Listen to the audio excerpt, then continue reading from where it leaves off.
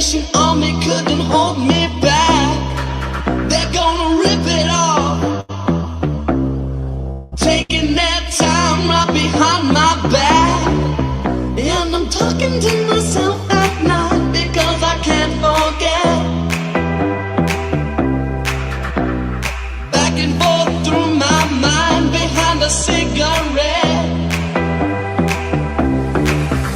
And the message coming from my eyes says, leave it alone.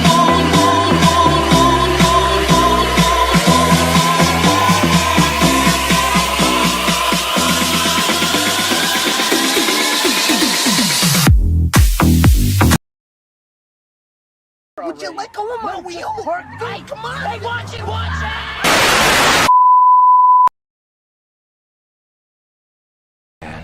Here we go.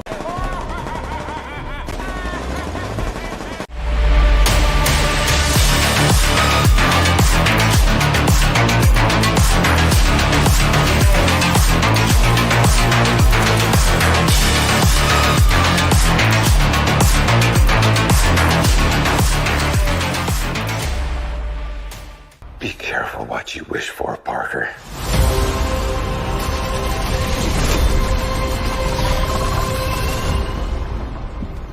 Hello, Peter. Hello, everybody. Welcome back to the Multiverse movie show. Today, we actually have some important discussions to have. So, I do ask everyone who's watching, whether it's live or whether it's the replay, I do ask every one of you to just hear me out. I'm gonna speak on some things, but some of you guys already know what the main thing I'm gonna talk about today is. But I am gonna talk today for the future of the channel, the future of the community we're building. But first, I want to say hey to the CJH. He says, "Greetings. What is up, CJH, my fellow Canadian brother?" I'm not Canadian, but he is a Canadian brother. So welcome, CJH. And then we have good man. By the way, shout out to CJH. He is a member of the channel, so I want to give him a shout out before we get with the rest of it. And then we have Daniel. Daniel, one of the best people I've met on this platform, man. He's such a great guy. We always interact on Twitter, on YouTube. He's always a great guy to talk to. But Daniel Martin says, "What's good with you, Isaac? What's good with you, Daniel?" It's everything's good. Everything good. Um, but anyways, so shout out to him because he's a member too. I want to give him a quick shout out. And then he said, let's CJHS, let's get Morbin. And then we always Morbin. You know what, guys? It's always Morbin time here on the YouTube channel. But you guys see the pinned comment. I did pin a comment. It says, go subscribe to my new channel. So I'll give you guys a little rundown as to what this second channel is. How is it going to go? But I do ask you guys to go click on it. It should have the same logo as the one you're seeing currently right now, the Better Call Isaac one. So that this is gonna be like a second channel. Now the priority will always stay with multiverse movies because obviously you guys know I'm a big movie fan. It's always what I want to talk about.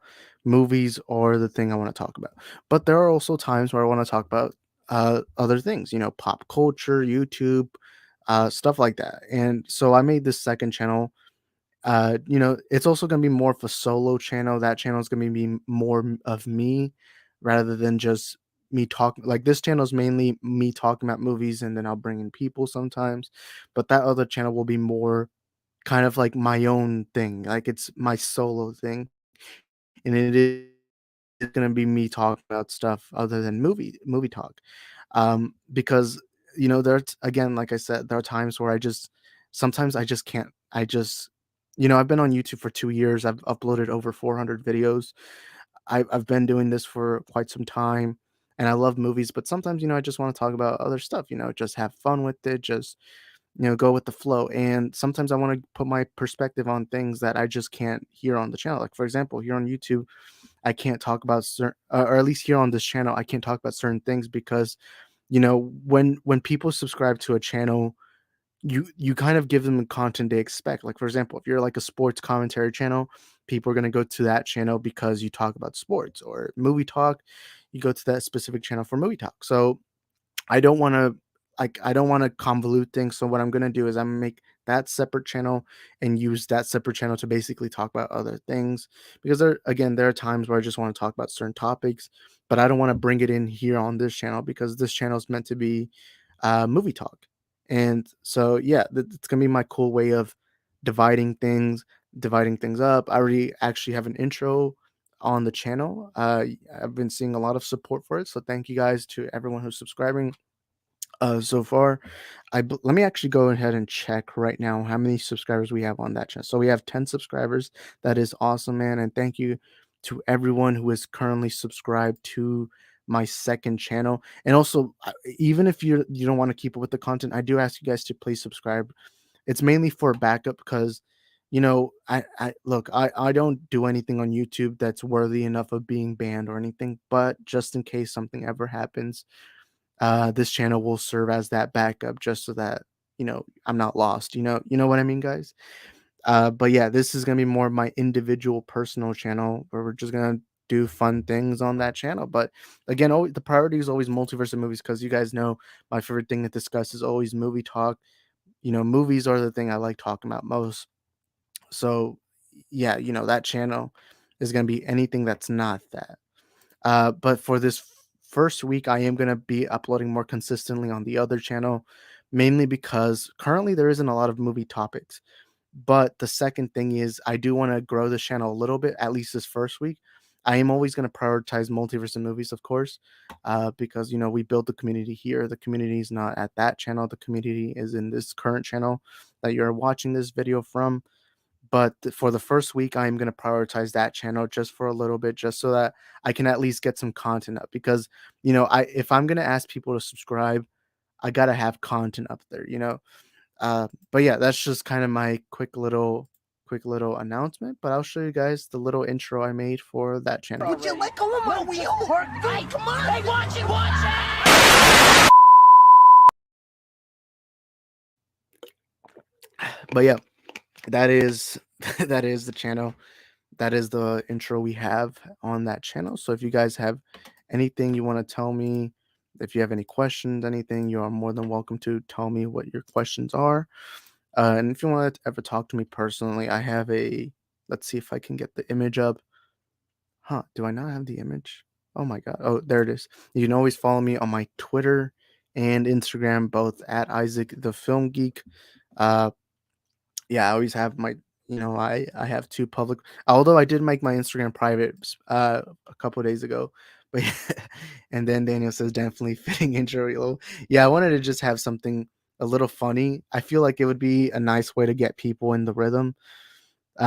Because it is much more different than the intro I have on this channel, which I believe I don't even have saved here, but I do have a completely different intro on that channel. And also, some people, I did have someone ask me, what does the name mean? Because it says Better Call Isaac. Honestly, it's just a play in with Better Call Saul. If you guys don't know the series, it is one of my favorite shows of all time. I've actually not been watching the recent season because I want to wait till it all ends, just so that way. It's because it's hard. Sometimes it's hard for me uh, to. I'm very impatient. So what I've decided is I'm gonna wait for the season to end and then watch it. But I have been rewatching Breaking Bad. Uh, right now I'm on season 3, episode 6, so it's always nice to see. And then the CJH says KFC said it's morbing time too. Yep, I saw that. KFC actually posted a picture saying it's morbing time. But yeah, we have 10 subscribers on the other channel, so I want to thank everyone who has subscribed so far. But yeah, so the idea for this channel actually came. So I actually always had the idea of making a second channel. It's just that I've gone too lazy sometimes. But it's basically a spin-off, let's be honest. But the main reason why I even came up with this, because I think it was during the week, I turned on my computer because honestly, you guys don't really know this, but one of my favorite things to do is like get home, make a video because I don't know, I just like talking. I know I'm very introverted, but I like talking to the microphone. I like talking about topics. I like to just talk movies. Um and I remember this week I was gonna make a video, but I realized I didn't have anything to talk about. So I just ended up sitting there empty. And then I was thinking about other topics that were going around the world. And So yeah, that's kind of where the idea for a second channel came in. Uh, this is also the logo, the one you can see on me at the moment. Uh, but also we got MSK in the chat. What's up, MSK? How you doing, man? But yeah, so that's kind of just that's kind of the situation.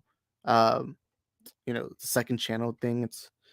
I feel like it's a nice idea. Mainly it's because again, there's other topics I want to discuss that aren't movie related, and I don't want to make this channel feel convoluted. Like I don't want to change it because I do want a specific channel for movie talk, and then a specific channel for other stuff. So I think it's a good idea. But if you want to subscribe to it, there it is. It's in the pinned comment.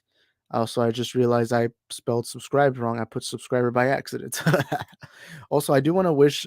So I have a subscriber of mine. His name is BK Dan. Um, let's see if I can pull it up right now. So I have a good friend, BK Dan. You guys have seen him in the chat.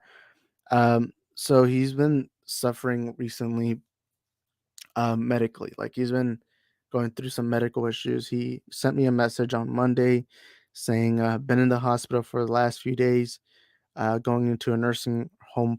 This is what he sent me, by the way. He says going into a nursing home for 30 days. We'll try to contact as soon as I can. Won't be much in YouTube land for that time. BK out. And he has told me he has had some health issues. So I wanna I wanna give him, his name is Daniel.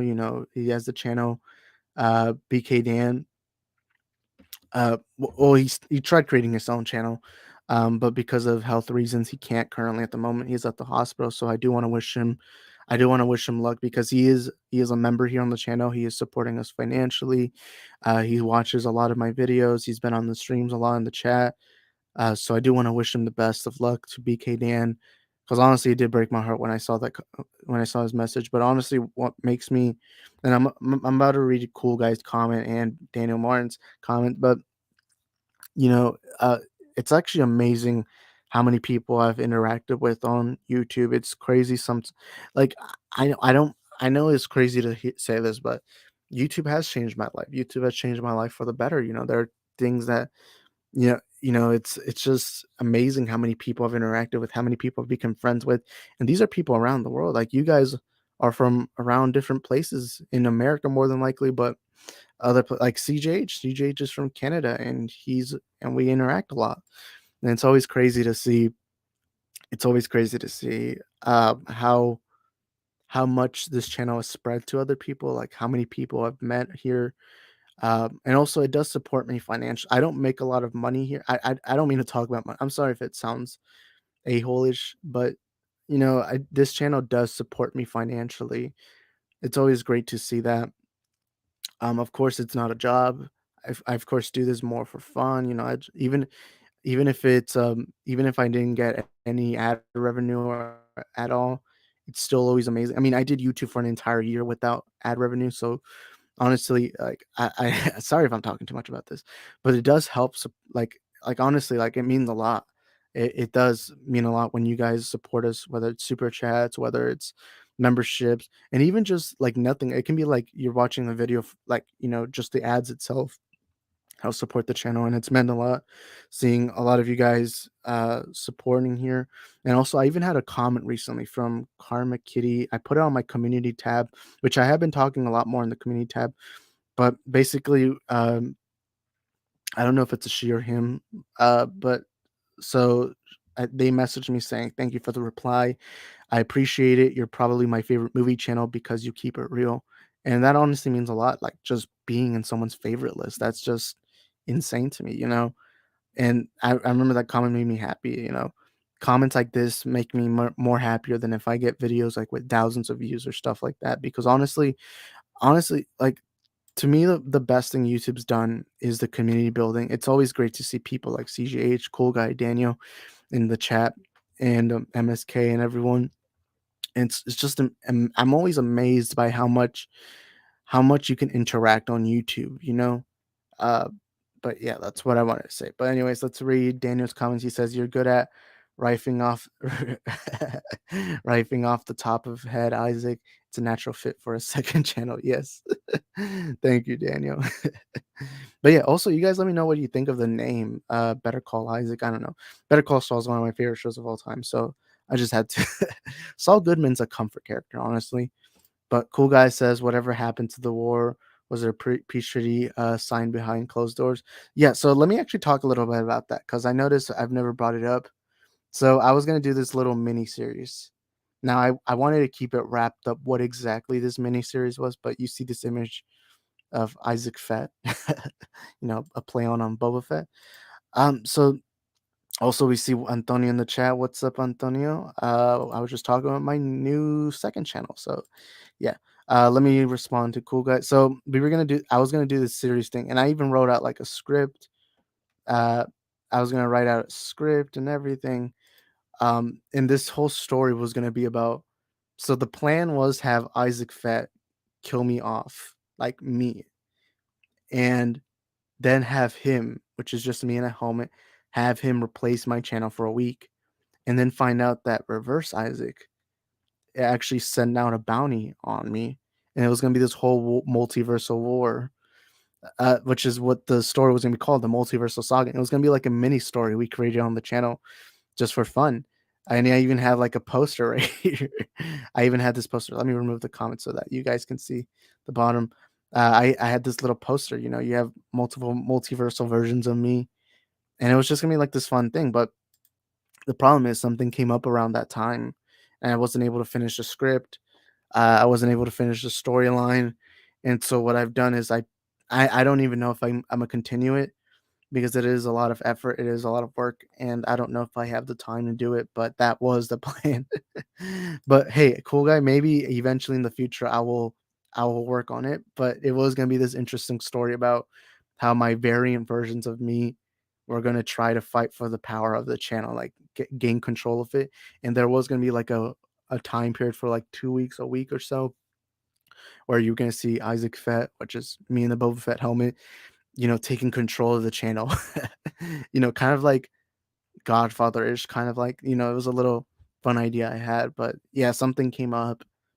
I've been busier than usual, and yeah, that's actually why. So one of my plans was to originally have one of the original plans was to do streams every Monday through Friday at 7 p.m. Central Standard Time. And you guys remember I was hyping that up, and I did that for like 2 weeks in a row. But the problem is because I have a full-time job and all that, and I have so much on my plate, and also get off work pretty late, and also try to sleep at a reasonable time.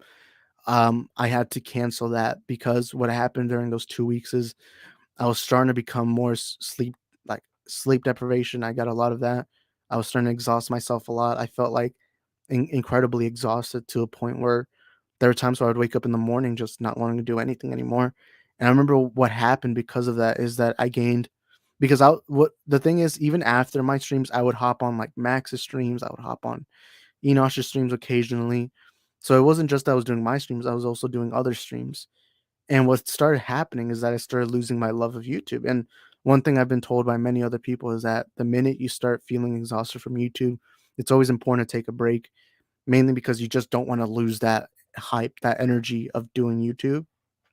And so I had to make the decision not to do that anymore and to go back to the pre-recorded style videos that I usually do, the ones you see right now, and do occasional streams.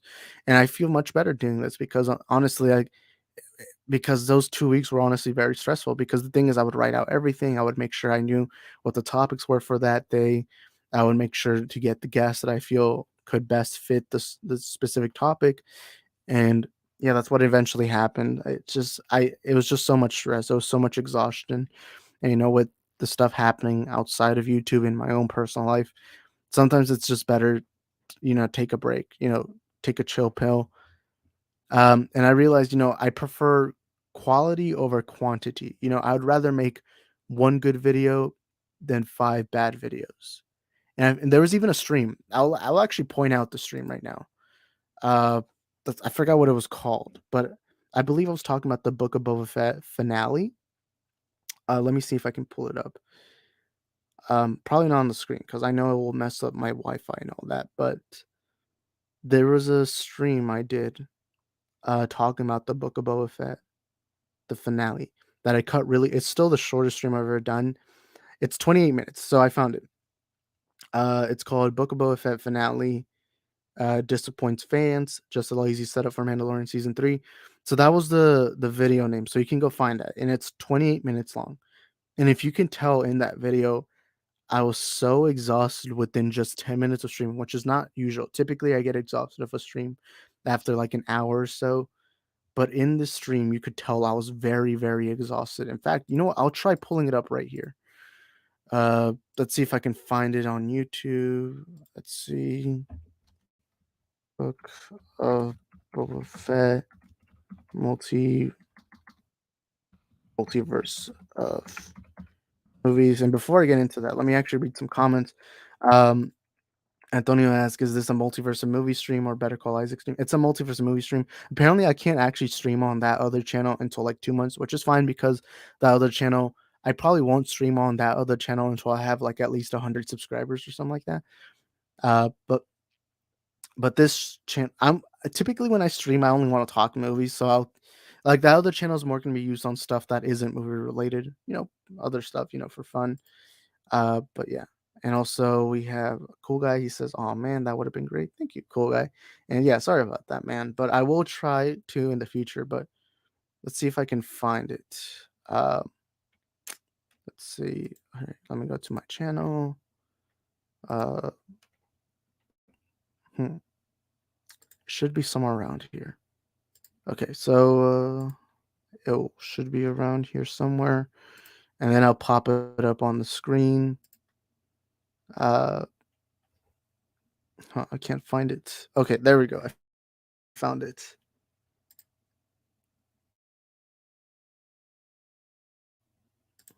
So there, okay, I found it. I found it. Let me share screen. It was. Oh, that's the wrong. Can't forget. That's the wrong stream. Uh, let's see if I can find. Okay, there we go. So in this stream, you can see I. Oh my god. Okay, so I'm back. So on that stream, within 10 minutes, you can see me already falling asleep. But the thing is, when I start getting exhausted, when I start getting sleepy, I start also getting frustrated. And so I think within 10 minutes of that stream, I was starting to just like I didn't mind the Book of Boba Fett finale was decent to me. I thought the show was just bang mediocre, but I thought it was decent overall.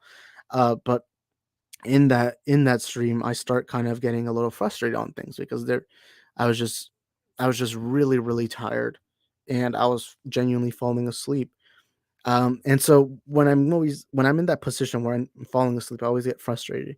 And I saw like two of my friends were streaming at that moment. I remember I got into a little mini rant. I don't remember if I even said this out loud, but I probably did. I don't remember. But in that video, I got into a little mini rant. And then within 20 minutes, I just decided, all right, you know what? I'm gonna end the stream because I don't want to say something I shouldn't. And now it was that stream that kind of made me realize that I should really take a backseat. I need to calm down. I need to lay down. I remember when I ended that stream, I didn't even turn off my computer. I just literally went to my bed and I just passed out. I was so exhausted. And then I remember I had someone message me saying, "Hey man, are you good?" and all that.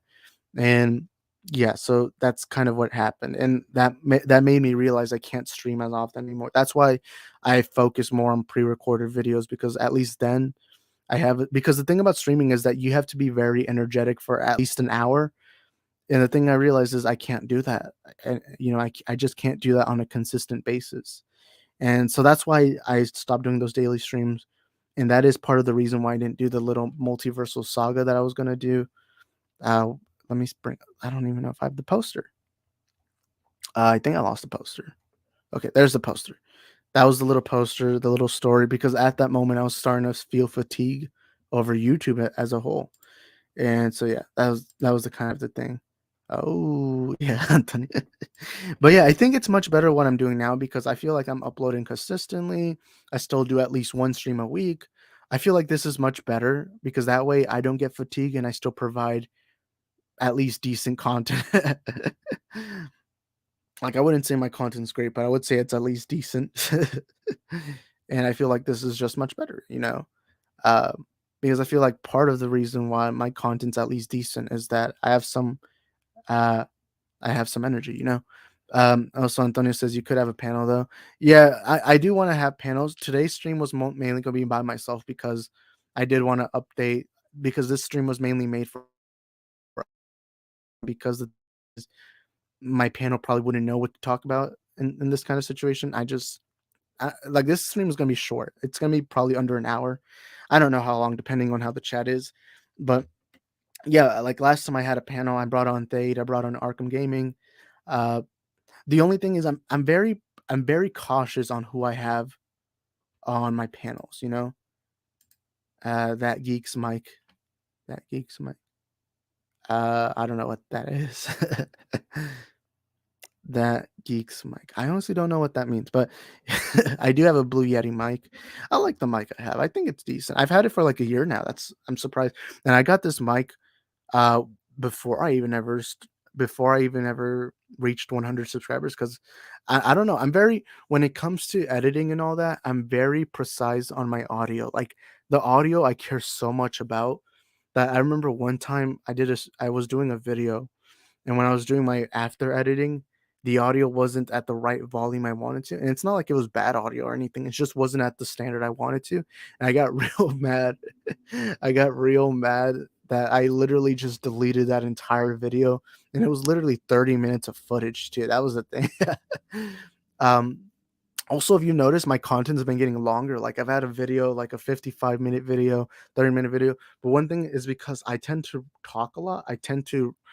I'm someone who likes to talk a lot.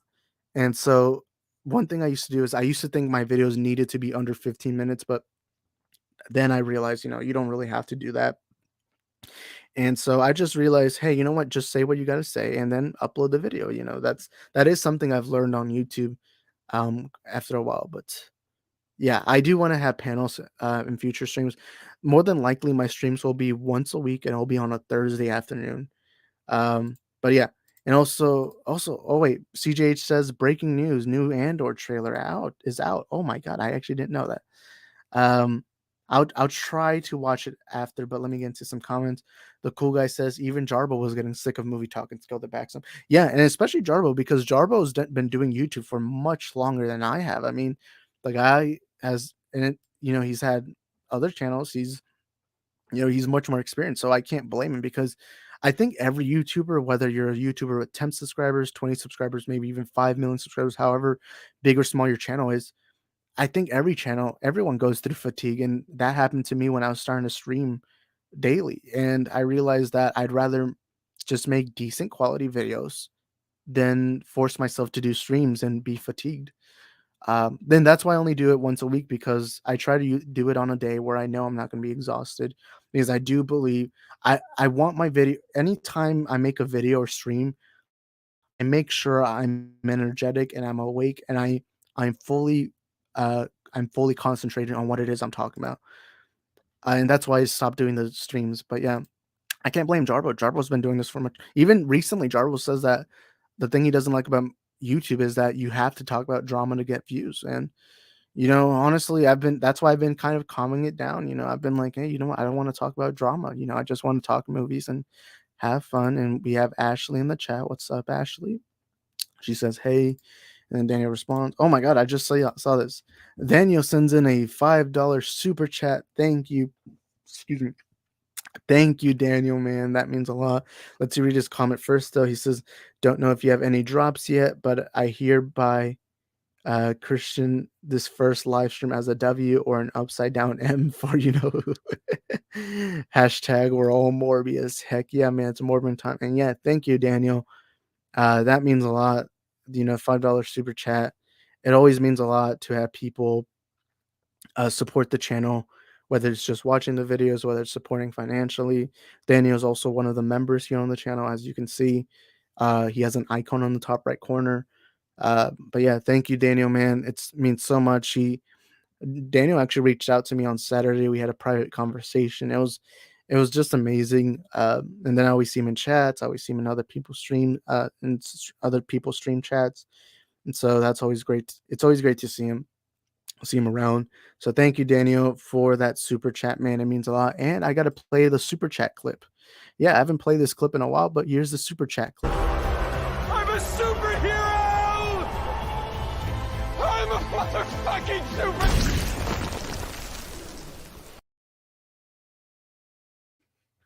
But yeah, it's I feel like I've gone full in depth as to my motivations for why I made the second channel. And yeah. And also we have Ashley. She says, Isaac, you're awesome. Thank you, Ashley. So are you. The only thing is I do gotta send you a 4K copy of Morbius, and then I'll send you a shirt. That's I'm just kidding. You know what's funny? Um the Morbius shirt I have, I actually bought it at a the only reason I bought it was because this was at Hot Topic. It was on a clearance section. It was like $10, and I was like, you know what? I gotta get it. Mainly because I do love Morbius in the comics, and uh, I just had to get the goddamn shirt. But yeah, I will buy the Blu-ray because I won't deny it. I like Morbius. I quite like the movie a lot more than most people. Like I know I joke around with it. Me and Danny always joke around about the movie itself, but I like the movie. Have I had fun with it. I really enjoyed it because Morbius is life. Morbius is love. Morbius is life. Morbius is peak cinema. Morbius is peak cinema at its finest. And the people who don't appreciate Morbius now will eventually appreciate it because soon the time will come. Morbius sweep. Wait, I think I even have a banner right here. Yeah, it's morbing time, guys. It's morbing time. But yeah. And the CJH watched the trailer for the Andor. Let me actually Google that real quick. So apparently the trailer for Andor dropped, and thank you CJH for letting me know. Let's see, Andor trailer, and yeah, 18 minutes ago, they uploaded the first Andor teaser trailer. Um, Also, we got Average Man on the internet. He says, "Hi, what's up, Average Man on the internet?" I love that name, by the way. But yeah, it's morbing time, Average Man on the internet. um, yeah, Mao Isaac, laughing emoji. But yeah, I'm actually gonna play the intro for that second channel. Here's the intro. I know I played it again, but I see some people joining us in the chat, so I'll play it again. Would you like a woman? We all work. Hey, come on! Hey, watch it! That is the official intro for the second channel. And for those who are joining us, here's the link. It is on the pinned comment. I believe we have 10 subscribers. Let me make sure of that right now. We have 10 subscribers on the channel. Yeah, we have 10. So thank you to everyone who's been subscribing today. It means a lot. And also I gotta watch the Andor trailer when I'm done with the stream. But yeah. Daniel. And also again, I want to thank Daniel so much for I don't know how to thank someone. It's always difficult. Uh Crap, where is it? So yeah, it's always hard for me to explain how thankful I am because honestly, this means a lot because this is hard-earned money right here, and the fact that you're spending your time and your finances on to support the channel honestly means a lot. And also, you're a member. Daniel's a member here on the channel, so I do want to give him a big shout out. And also, I'm gonna take this time to tell you guys. Oh crap, wrong image. I'll take this time to tell you guys about the membership. We do have a membership here. The axes are you get stickers that you can put on the chat. You're given a shout out in every one of my videos, and you're supporting us financially too. But it is only 99 cents a month, and it helps support the channel. So thank you to everyone who is supporting us here. And then Daniel says Morbius will be a part of the Criterion collection and be played on Turner Classic Movies. One day eventually people will love Morbius, and then me and Daniel will get to tell everyone how we were right. We were there before. We were like the true OG fans of of Morbius, because Morbius is love, Morbius is life. And then Ashley says you need the Better Call Saul music. Man, I wish I could, but it would get me copyrighted. I don't know how that Drake and Josh clip didn't get me copyrighted, but it is what it is. Um, what's funny is that so I hang out with some of my friends usually on Sundays, and we were at like a Target, and there's this computer aisle. And I think there's like 6, 7-ish laptops, and we were playing the 10-hour loop on each one of them of Saul Goodman 3D, and it was like playing his theme, and we played like the volume all the way up. And some from like other aisles, you could hear this the Better Call Saul theme constantly repeating itself. uh, yeah, it was funny. That was funny. I love Better Call Saul. That's where the logo came from. I like. Do you guys like this logo? Well, I am gonna change the logo for the channel as just an image of me to make things simple. But this is the main logo we'll have. Uh, the main logo we'll have for this. For that channel. You know.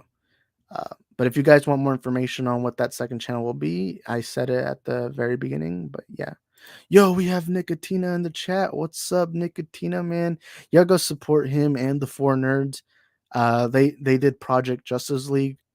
I did a video on that, so I think some of you guys are already aware of it. Project Justice League, and it's amazing what they did, man. It's basically Justice League Part Two. The storyboards, the original ones that Zack Snyder released, and they did like a motion comic of it.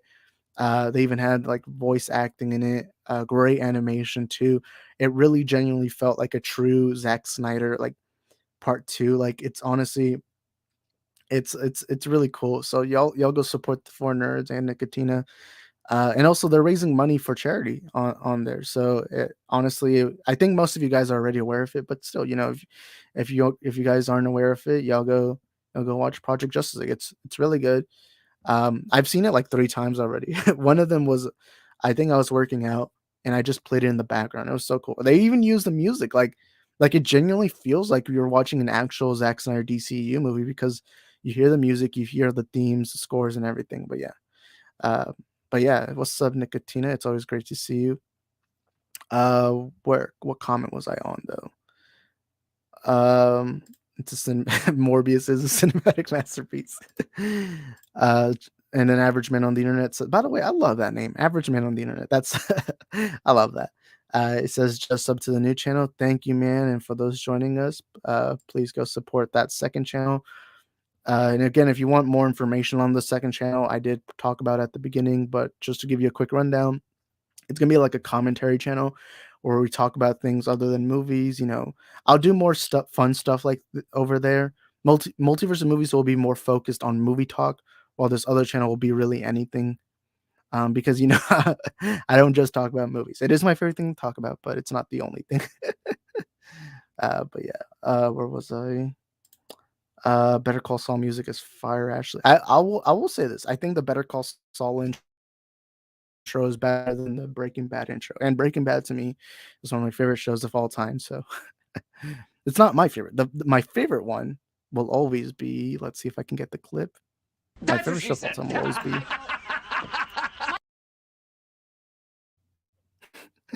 The Office. I love The Office, man.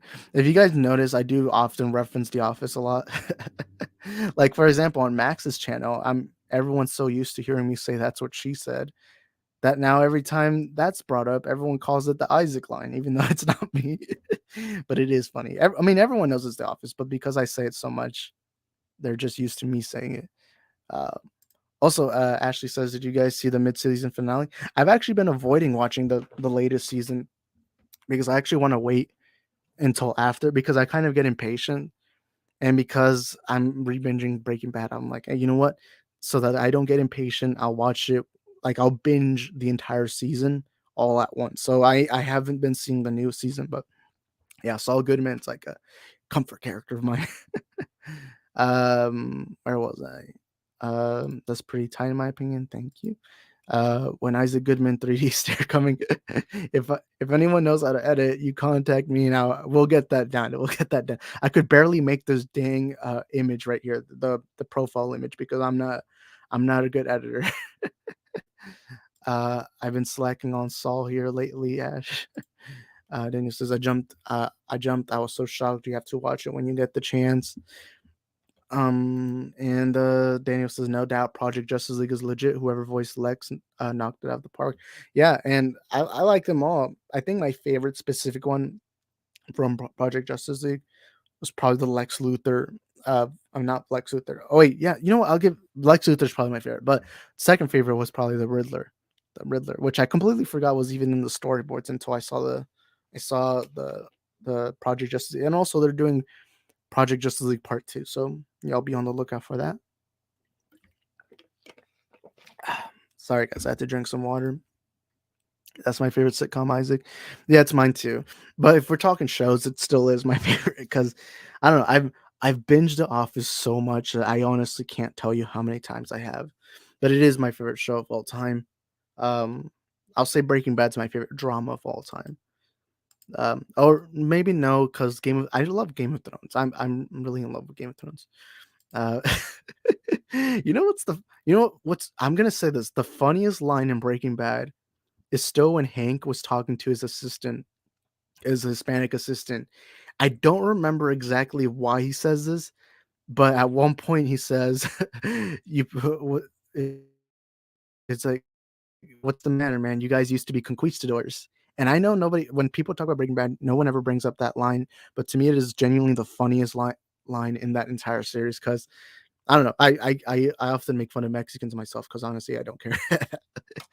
But that is probably my favorite line. And also, I remember the first time I watched Breaking Bad, the hardest I laughed within the first few episodes was when Hank, they're it's a drug bust for I think the guy's name is Crazy Eight, and or at least Crazy Eight's cousin, and it was before Walter ever sold meth, and it was the first time he saw a drug bust, and I like how I like how Hank literally on the job bets with his Hispanic assistant. He says $20, says he's a beaner.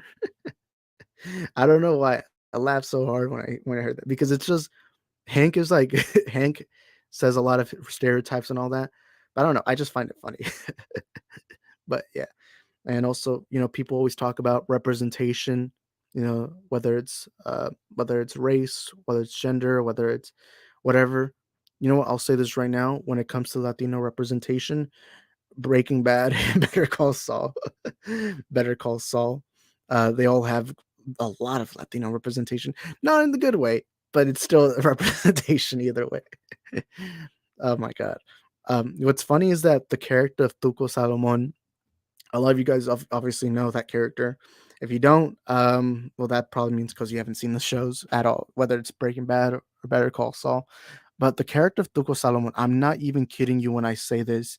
I think I've met someone who looks exactly like Tuco. I'm not even joking because I grew up in a very Hispanic. I grew up in a very Hispanic place. I think we're the second largest community where around where I live. Besides white people, we are the largest group of people here where I live. Um, and so I feel so back when I played soccer, back when I was like in eighth grade, I believe one of my friends in my soccer team had an uncle that looked exactly like Tuco Salomon. I'm not even joking. That was the first thing I ever thought when I watched the show. I'm like, that guy looks too familiar. And yeah, but then again, maybe that's just me being racially sensitive. I'm just kidding. Sorry if I'm making a lot of these jokes. If I ever get canceled, I'm taking you guys with me too. I'm just kidding. I think Saul is better than Breaking Bad, but I love Breaking Bad. I'll say this: I do think the character of Saul Goodman is much more interesting than. I mean, my favorite character in Breaking Bad is still Jesse Pinkman, and I love Walter White. I love all that, but I'll say Saul Goodman is my favorite character around the entire Breaking Bad universe. It sounds weird saying universe, but I'll say Saul Goodman's my favorite character. But series wise, I'll still give it to Breaking Bad because the drama, the intensity, I feel like it's much more there in Breaking Bad. But I will say character wise, Saul Goodman. I mean, Saul Goodman's one of my favorite fictional characters of all time. Even without Breaking Bad, I mean, even without Better Call Saul, Breaking Bad alone, to me, Saul Goodman is one of my favorite characters, even without his own spin-off series.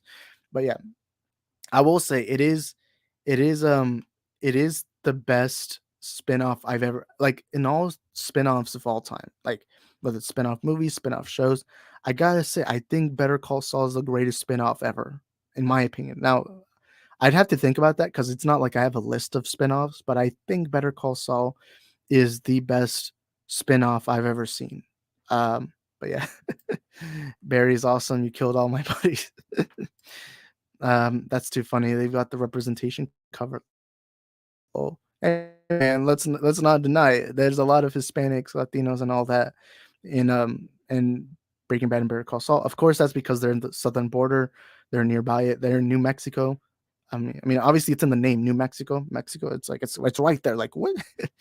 I'm just kidding, but yeah, it's in the name, so it's like it makes sense why you see a lot of them. A lot of them being Latino. Uh, oh my god. Yeah. But anyways, average man on the internet says, "Why is Mexico in movies slash series always yellow though?" I mean, how else are you gonna represent the cartels? Because look, let's like I don't know how many of you guys have been to like Mexico and countries like that, but these Latino countries do tend to have a lot of cartel stuff. Like for example, um the town my family's from, Mexico, you actually see a lot of guys in army. They are the military in Mexico, and you see a lot of them there, and they do have their faces completely covered. I think the only thing you can see from their face is their eyes, and that's it. Because they do have a helmet, they have an entire mask, and they're at malls, they're at stores, they're everywhere. Like there's a lot of military guys because in Mexico, the police are so corrupted and so the country is in such a bad position that from the cartels and all that they had to bring in the military guys. And you do when you go to Mexico, or it depends where you are specifically, you do tend to hear gunshots nearby. So a lot of these countries do have that, and it's not just Mexico. You also see that in Colombia, obviously Brazil, um, Salvador, all these other countries. So yeah, that does, like when I'm saying when a lot of these shows show a lot the cartel in Mexico and all that, that is pretty accurate. Like, and I've always heard like stories like around like I recently heard a story of like somebody apparently finding a decapitated head around the town or where my family's from. But yeah, it's very serious. It's very serious. And the thing that sucks is in Mex. And sorry if I'm talking about this, but the thing is in Mexico, it's you can't trust the police. Like, let's say you're an owner of a store, you can't call the cops if you get robbed. You basically like if you call them, they won't care. They're just gonna be like, okay. But the only thing they really care about is if you saw the cartels or you saw drug dealings or stuff like that over in Mexico. That's really the only thing. Like even in it's so bad that even in there's some convenience stores like 7-Elevens and stuff like that over there where once it's night, they're not open. At least the inside is. You can still buy, but it's kind of like a little drive-through because that's how like scared they are because over there, like over here, if somebody robs you, you can at least call the cops. You can try they'll try to find whoever stole from you. But yeah, it is tough. Like it's crazy. That's why I'm grateful to live in America. I know America has its flaws and all that, but I don't know. It's to be fair, it's mainly because I know so much about these other countries that to me, like these Latino countries, that because my parents are immigrants, and knowing about these other countries, it does. I mean, we're not perfect here in America, but it is much better than living over there. I don't know. I always come from that position because it's so bad over there. Like it's really bad. Like it's honestly sucky. Like over there, you know. But yeah, sorry if I got into that. Sorry, I don't know. It just came into my head. Sorry about that. But my favorite is Nacho and Mike. Yeah, I love Slippin' Jimmy. Slippin' Jimmy is hilarious. Lol. Damn man, can't wait for a bald and gray Batman with a sword fight Thor.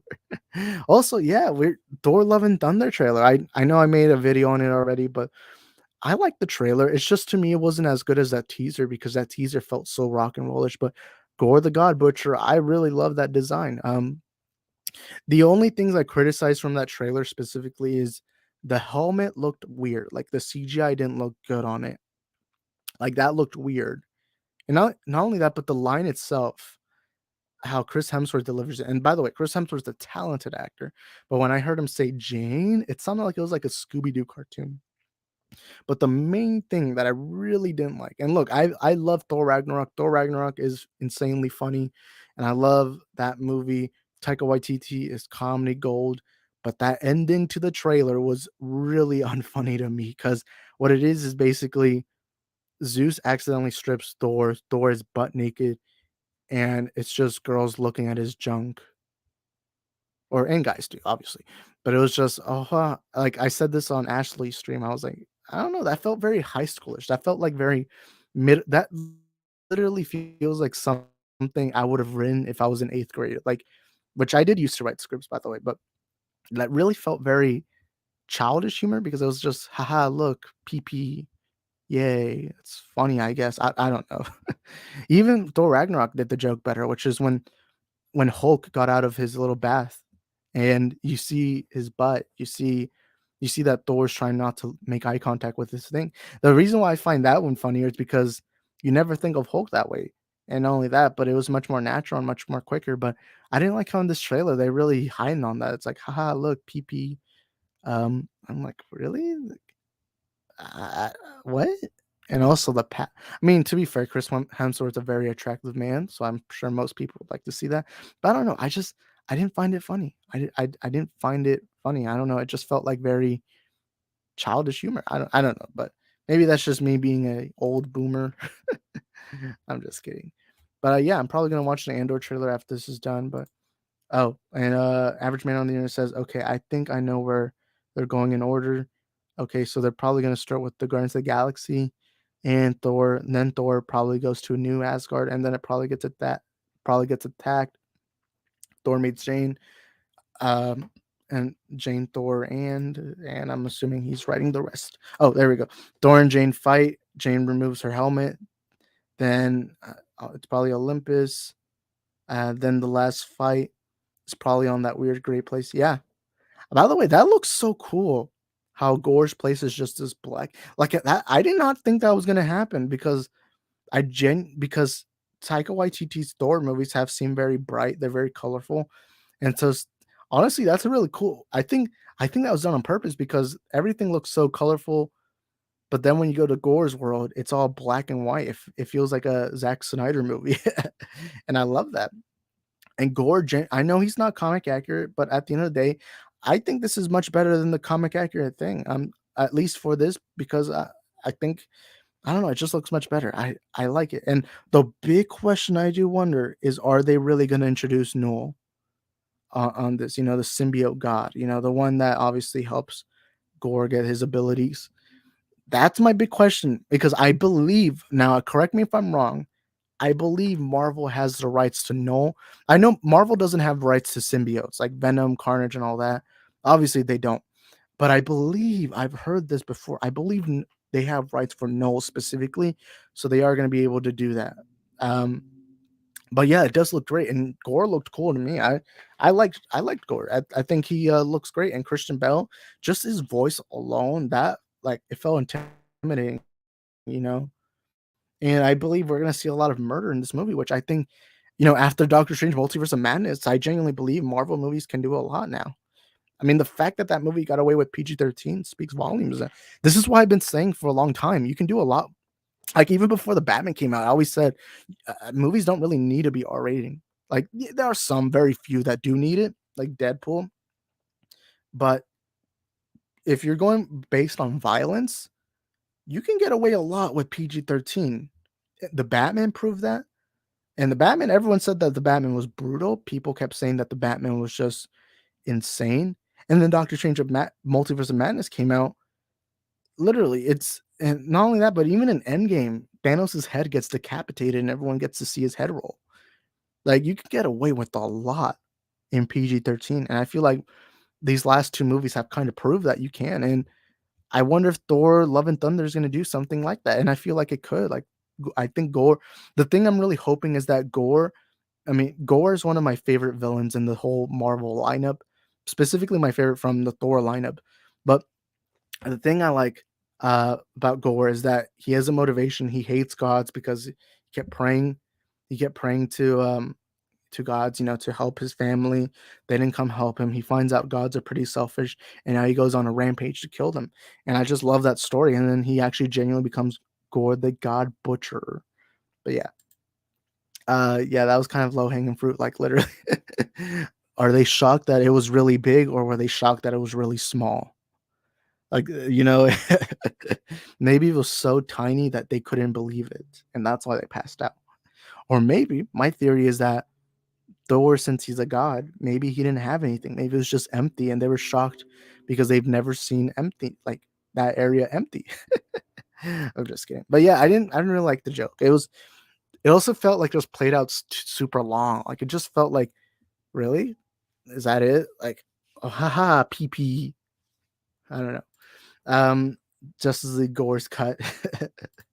I think Gore, haha, I'm hilarious. Nah, I like that. I like what you did there. But nah, I think the Gore and Thor 4 will be a little more tame.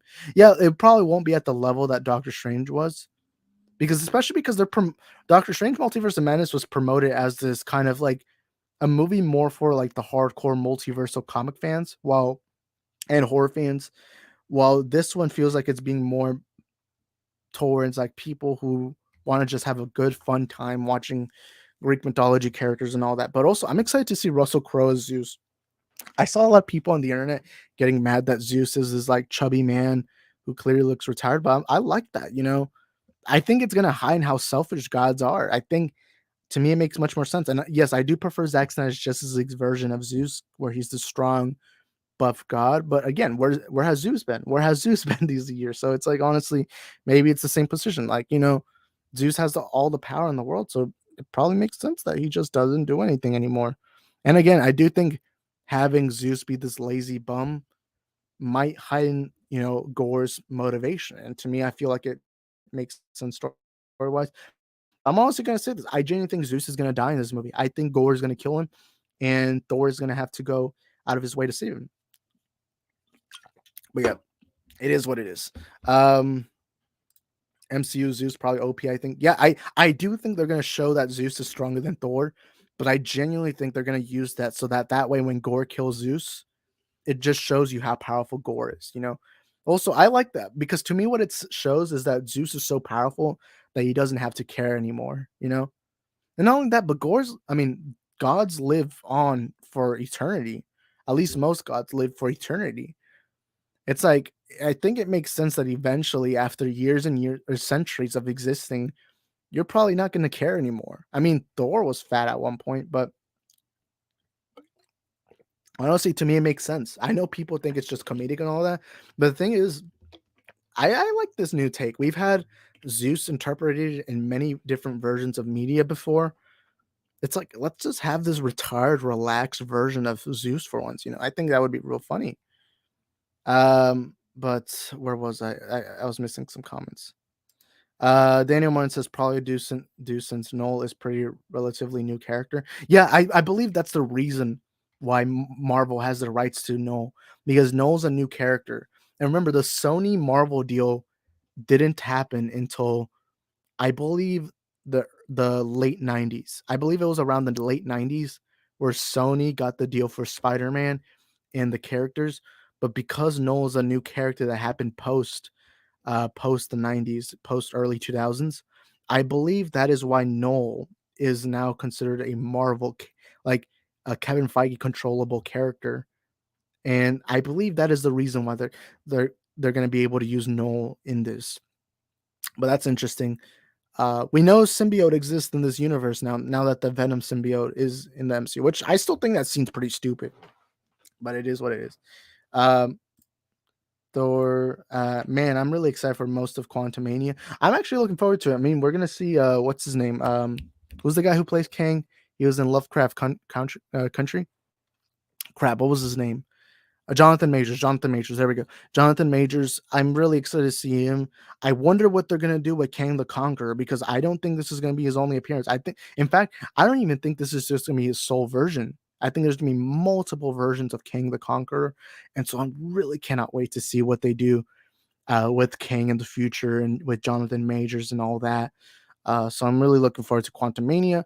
I wasn't a big fan of Ant-Man and the Wasp. I think it was a decent movie, but I am looking forward to Quantumania, man. And Antonio says, "Would Hercules appear in this movie?" I think he's gonna be referenced at least. I think so. I don't know if he's gonna appear though. Okay, I'll say this: if he appears, it's gonna be as a very, very small role, like a cameo level role, or not. Maybe he gets referenced. Um, but I don't think he's gonna play a big. I don't think he's gonna be at the level of like Toby and Andrew. The amount of screen time they were in No Way Home. I don't think it's gonna be like that. I think it's gonna be, I would say, at least the amount that Reed Richards was in Doctor Strange Multiverse of Madness. But yeah. By the way, I think the best theater moment I've had so far this year was, so I have these two friends, and when we went to go watch Doctor Strange Multiverse of Madness, they actually, this was during my second viewing, by the way. They had no idea that that um that Charles Xavier was going to be played by Patrick Stewart. They had no idea that he was in this movie because they didn't watch the trailers. They don't really keep up with trailers and stuff like that unless it's like a movie like No Way Home where they're very hyped. But I remember I was trying to keep the secret even though it was in the trailers. I was like, "Hey, I want to keep the secret." But I remember, so in the scene where Doctor Strange is with the Illuminati, you do hear the voice of Charles Xavier's then all of a sudden say, "We should tell him the truth." And then you see him roll down, you see him with his yellow chair, his iconic chair from the 90s series, and then you hear the 90s theme and all that, and then you see him pop up. I remember my friend was like right next to me and he was like cheering. It was the best moment I've had in theaters all day because just to see how happy he was. And the first time I watched the movie, when you hear "we should tell him the truth," I was getting nostalgic so much because I did grow up watching the X-Men movies, the X-Men 90s series. I'm a big X-Men fan. And so when I saw their reaction, I was so happy for them because I was like, man, someone who already knew that he was going to be in the movie, even I was hyped up. Even I was like looking forward, like just to see him again. And so when I saw their reactions, it was just, it was the best moment I had in theaters, at least this year. The best I had last year was obviously Toby, but that was because I remember I kept myself so, like, I didn't even see the images for Toby because I had to keep myself away. So I didn't even know what Toby was going to look like for this movie. But I remember when Andrew shows up, my first thought is, okay, Toby's coming. He's coming in a couple seconds. He's coming. And you guys know, Tobey Maguire is my favorite. Tobey Maguire's Spider-Man is my childhood hero. Spider-Man 2 is my second favorite movie of all time. But not only that, but Spider-Man 2, growing up my entire childhood, it was my favorite movie of all time. I rewatched that movie more times than I can imagine. I remember my parents would just play that movie just to get me to shut up when I was younger. So I'm a big sucker for Tobey's Spider-Man. And, during this whole time of hyping up, you guys know, if you've been subscribed to the channel for a year at least, you would know I just constantly wouldn't stop talking about Tobey's return. And I remember when it was on the screen, you see that Ned's going to make this other portal. And I'm like, okay, it's clearly going to be Tobey. And then you see Zendaya's face, MJ. She's all surprised. She's shocked. And then through that portal, Tobey walks out. I remember I couldn't believe it. I remember my theater was just, we were all clapping. It was one of the best moments I've had in theaters ever.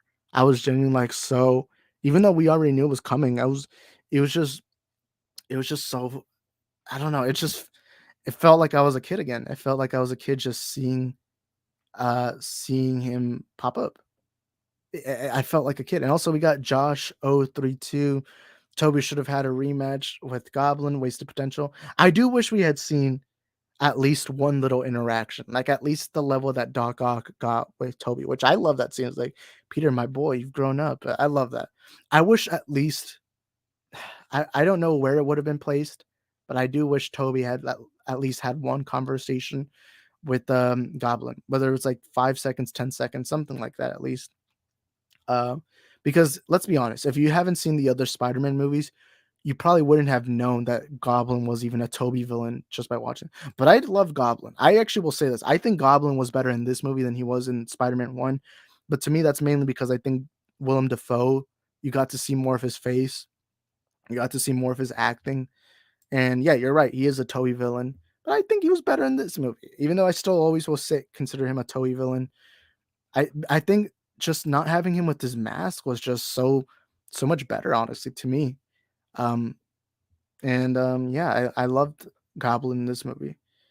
But yeah, when Toby showed up from the portal, I was just so surprised. Uh But yeah. What comment was I on? Okay. Average man on the internet says, unpopular opinion, Loki's kind of bad. It's more of a story of love than a setup for new Marvel projects. I actually like the show a lot more than most people. Also, we got Arkham Gaming in the chat. What's up, Arkham Gaming? But yeah, I like the Loki series, and I like that it was about love. But yeah, I like it. I like it. But yeah, average man on the internet says X2 is the best X-Men movie besides Logan. Fight me. I love X2, and from the original trilogy, I'll say that X2 is my favorite of all those three movies. Like of the first X-Men, X2, and X-Men: The Last Stand, which I actually like The Last Stand. I think it's the worst of the three, but I think it's a pretty decent movie. My favorite X-Men movies is gonna be Logan. Logan to me is my second favorite Marvel movie of all time, just behind Spider-Man 2. Logan to me is my second favorite. I love Logan. Logan's so good. Uh, but yeah, but my second favorite X-Men movie overall is going to be Days of Future Past. I love that movie, man. I'll say that Days of Future Past to me is a better movie than the original three X-Men movies, but I still love them, and I have a soft spot for those X-Men movies. But yeah, and also I read that comment. Second place is Days of Future Past. Joshua 032. That Joker scene should have been in the Batman. The delete. You're talking about the deleted one where he shows him the Riddler files. I'll actually say this. So in the ending of the Batman, you see that Joker scene where he talks to Riddler. I'll say this right now. I think that scene where Joker talks to Riddler is the worst scene in the movie because to me, what it does is it took me out of the movie for a while. Like the entire movie, I was indulged with the story of Batman murder mystery in Gotham, and I love that. But when that Joker scene came, and I'm excited to see what's his name? The Scottish guy. I forgot what his name was. I'm excited to see him in the movie. I cannot wait. I don't even know what his name is. I can't remember it. The guy who plays Strog in Eternals. But I love him, and I cannot wait to see him in the new Batman movie or whatever future Batman movies we get. But to me, that scene just felt so misplaced that to me I felt like that scene should have been more for post credit or at least deleted or post credit. Post credit would have been better because to me, one of the problems with the Batman, the only problem I really have with it, and I love the movie. To me, it's a masterpiece, but to me, the ending of the movie felt like it just didn't know when to end. And to me, that scene was the main. I remember so I was with my friend Alex, who's a subscriber of this channel. Oh, Barry Keegan. Thank you, Antonio, Josh, and yeah. But I like Barry Keegan, but I just thought that scene felt so misplaced that I was like, hey, you know what? This would have been better as a post credit, because it was the only scene in the movie that took me out of it. And I'm so glad the scene was at the end, mainly because, I felt like that scene really took me out of the movie. Like I genuinely reminded myself that, oh, this is just a movie. So, but to me, it felt like it wasn't necessary. It wasn't needed. But I'll say this though. Since that scene was added, I do think this other scene, the deleted one, I think that deleted scene it should have been put also, so that way you already had a establishment that that's Joker, and then you have Joker show up again. Like to me, it would have been much better, but I think both scenes should have just been deleted. And I think they're both fantastic scenes, by the way. But because they did add on that last scene, I think they should have had this other scene been played out too. Like if you're gonna have that one, you might as well add the other one. You know, either two Joker scenes or no Joker scenes. I would have preferred no Joker scenes, but to me, it would have made much more sense, much better if you had both Joker scenes. You know what I mean? But yeah. Daniel says it was kind of weird that Toby's Spider-Man and Willem Dafoe's Goblin never really acknowledged each other. The only time they did is when they looked at each other, but that was barely anything. But I'll admit that was one thing I was really I wasn't very disappointed. I was just more like, all right, but it was the whole oh look, they don't know each other. It doesn't seem like they don't even like nobody like they just say all they do is say that Goblin has fought another Spider-Man before, but they don't ever specify or anything. Which, to be fair, the audience already knew, but the movie never acknowledged them together. And it's not like it was just his villain, because remember, there was a time where for a little bit he did see Goblin as a little bit of a father figure, Norman Osborn. And so it is weird that they didn't, especially because Peter knows that this man died years ago. And so if I saw somebody die and then I see them back again, I would probably interact with them. I don't know. Uh, but let's see. The way Joker was introduced in the movie when he met Riddler was terrible. Yeah, I agree, and that's what I was just talking about. I didn't even see that, but yeah, I agree with that. To me, it just the problem with the scene is that the movie's ending is supposed to be this big positive message of how Batman is now going to try to be a symbol of hope, and then when that scene happens, it just took me out. It just felt misplaced. To me, that should have at least been a post-credit, you know? That scene should have at least been a post-credit scene because it felt so unnecessary. It didn't move the plot forward. All it did was, "Hey guys, sequel set up in the middle of nowhere." I don't know. It just and I love the Batman movie. That was the only scene in the movie where I was like, "Oh, really? Why do you have to add this?" And I do believe that the acting by what's his name? Paul Dano was great in that scene, but really we could have had it. That could have been a post-credit. It just felt so misplaced. And I don't know why didn't they just make it as a post-credit.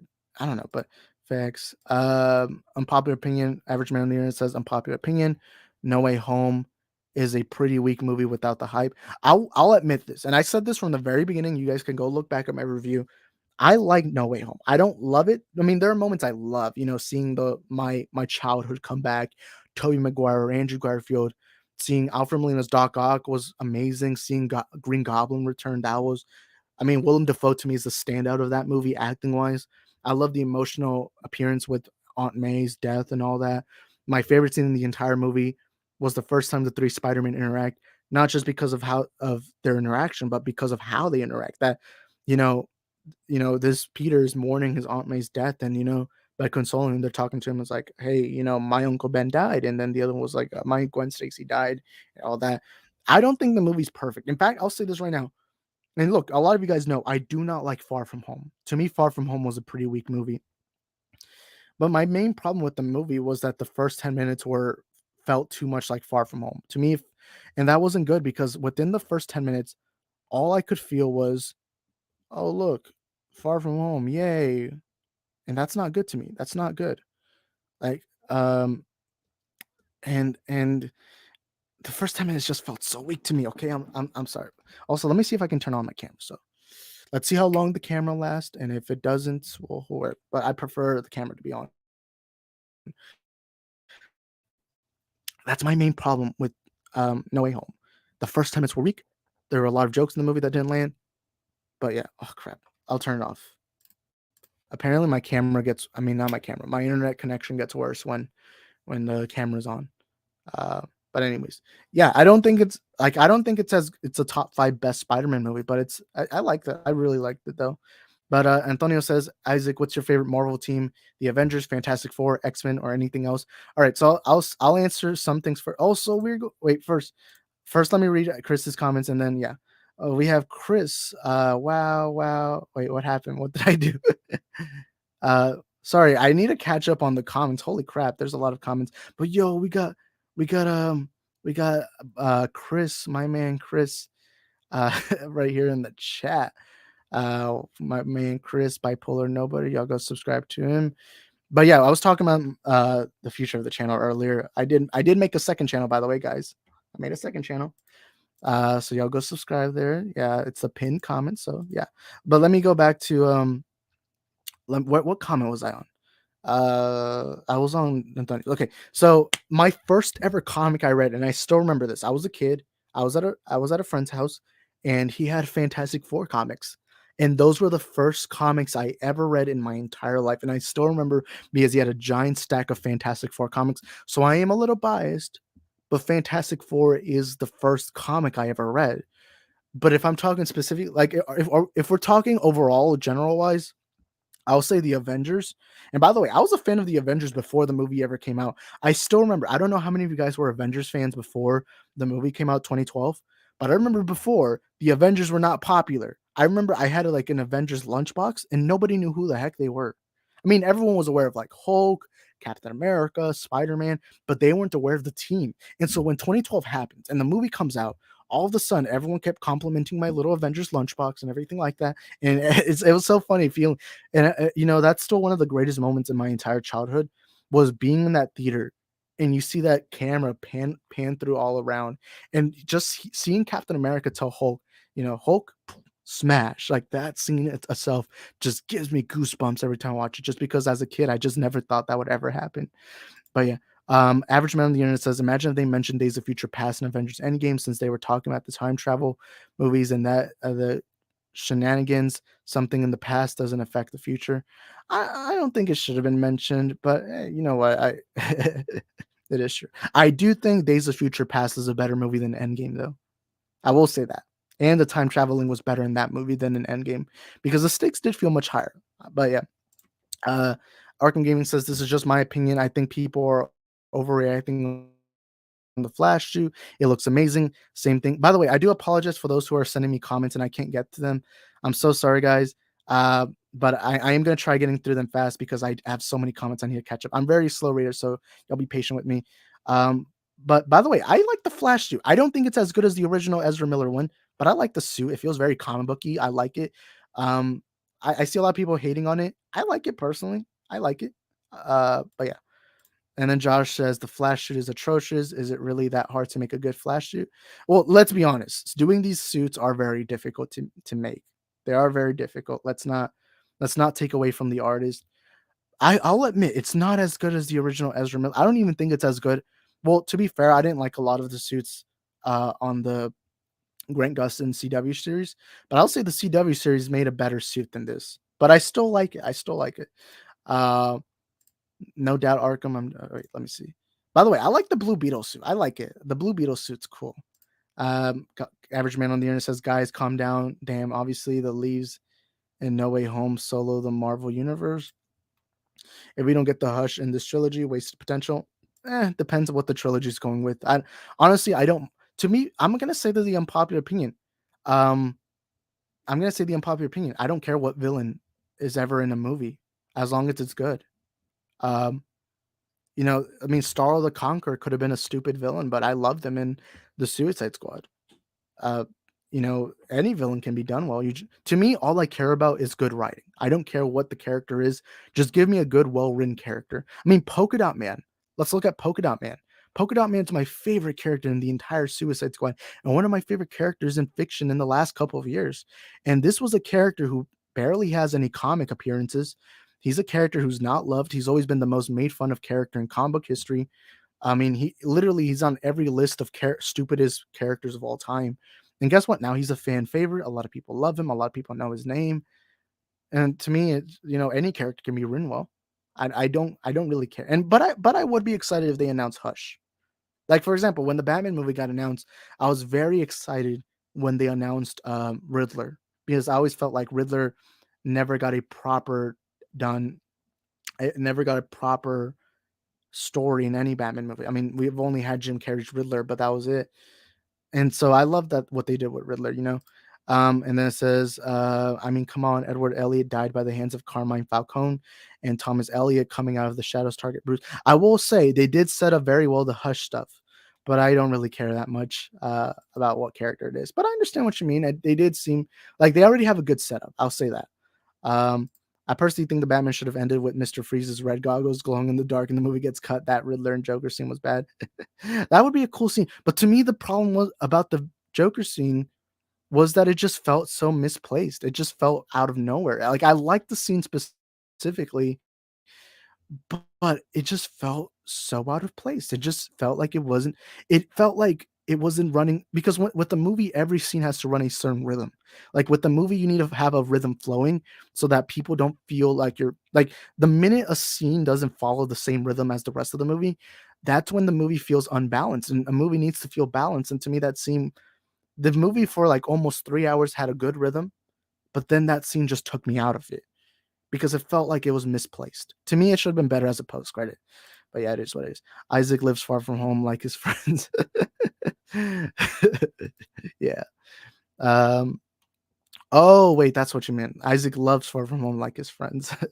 Yeah, I didn't like Far I don't hate it. Like if you guys notice, something you guys notice is I rarely ever call a movie trash or disaster.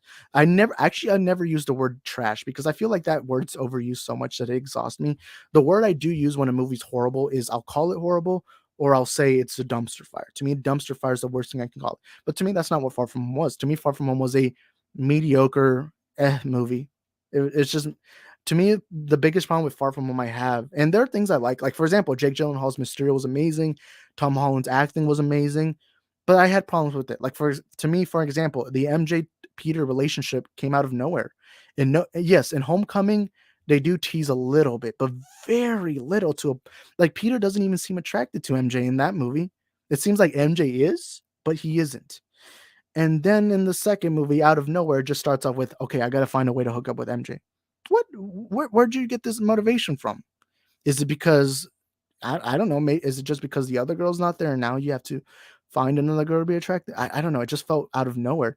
But the big problem I had with this is that the movie look, but I wish I had done a YouTube channel years ago, but before Far From Home came out, I always kept defending Spider-Man. I kept saying, "Hey, he's not Iron Boy Jr." because Homecoming and by the way, I think Homecoming is the best of this Holland trilogy. And I love Homecoming. Homecoming to me is a top 5 best MCU movie, but the biggest problem I have with Far From Home is that it took the things that came from Homecoming. Homecoming ends off with, "Hey, I don't need to be an Avenger. I don't need to be Iron Man Jr.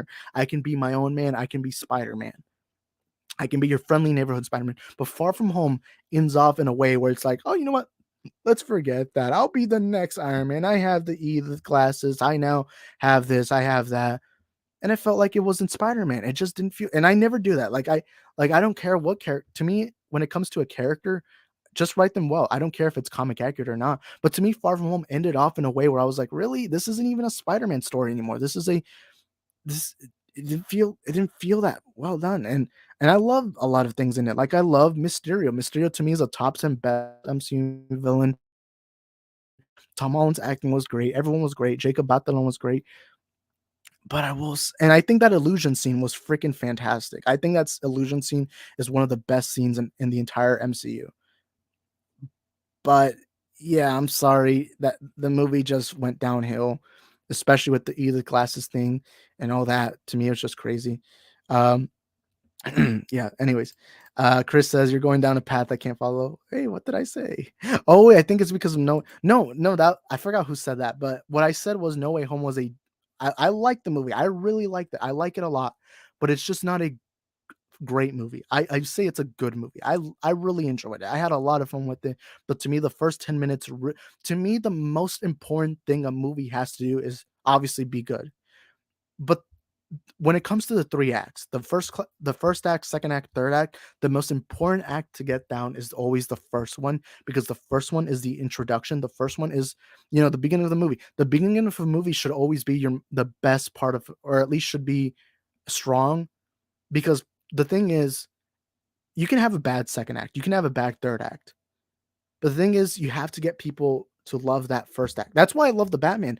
The Batman had a really amazing first and second act, but the third act was a little weaker. It was a great act. I like it, but it's a little weaker. But at least by that point, people already had an established love for it. That's why you get a lot of good reviews. But to me, No Way Home, the first act felt so quick. It felt so out of nowhere, and I never had time to breathe. But not only that, but it felt too much like Far From Home. Um, but yeah, sorry guys, I gotta catch up to the comments. Sorry. But anyways, I mean the plot is awful. The whole cure of the villains was bad. Well, I'll admit some of the cure stuff felt like there's plot holes. Like to me, the biggest plot hole was the post credit scene where the Venom symbiote just kind of comes off. It's like, wait, hold up, what? Where's the rule? Like I thought the rule was that everything went back to where it was during the spell. So how the heck did that symbiote even I don't know. But anyways, uh the movie was honestly just cameos. I mean, I'm fine with that. Honestly, I don't care. I mean, I love that new Chippendale Rescue Rangers movie. I really enjoyed Space Jam 2. I really like Space. I actually say this. I think Space Jam 2 is a better movie than the original Space Jam, and I love both of them. Um, Ready Player One. I honestly don't mind. Like, I know there's this notion people keep saying is, "Oh, a movie can't be good if you only like the cameos." It's like, okay, I don't care. To me, as long as I feel like I like the movie, that's all I care really. And I feel like that's how everyone should think about it. But hey, look, I understand. Sometimes cameos aren't just gonna cut it, and that was my worry for No Way Home. But to me, it felt like it made sense with the story. It fit the plot and everything. Anyways, plot wise, No Way Home has some holes in it. Yeah, it does. I do agree with them. Your friends read comics? Cool. Yeah. Well, not they're not really hardcore comic fans. The thing that sucks, so I have a group of friends I hang out with, and maybe one of them's watching the stream. I don't know. They're all more anime fans. I don't watch anime. I don't really like anime. But the thing is, some of them are some big Marvel fans. One of them you've seen. He's been on my streams. His name's Ethan. He is a hardcore comic fan more than I am. And yeah, so the other friends that I had that went to go watch Doctor Strange without seeing the trailers, I just love seeing their reaction when Charles Xavier showed up. But anyways, Ashley says, "Did you just hate on Far From Home, Isaac? I need to rethink a few things." Hey, Ashley, I don't know if you remember this. I have good memory, so this is the reason why I remember. But the first time me and you ever talked, it was me telling you that I think Far From Home was a dip in quality compared to Homecoming, because to Homecoming set such a high standard, because to me it's a top 5 best MCU movie. But but yeah, Far From Home, I have a lot of criticisms for it. I don't hate it. I don't think it's a dumpster fire, but to me, it wasn't a good movie. It was like I always say, far from good. To me, it's a decent movie. It's a movie that really didn't nail the landing, and I've seen it 3 times already. Every time I watch it, the ending just feels kind of really.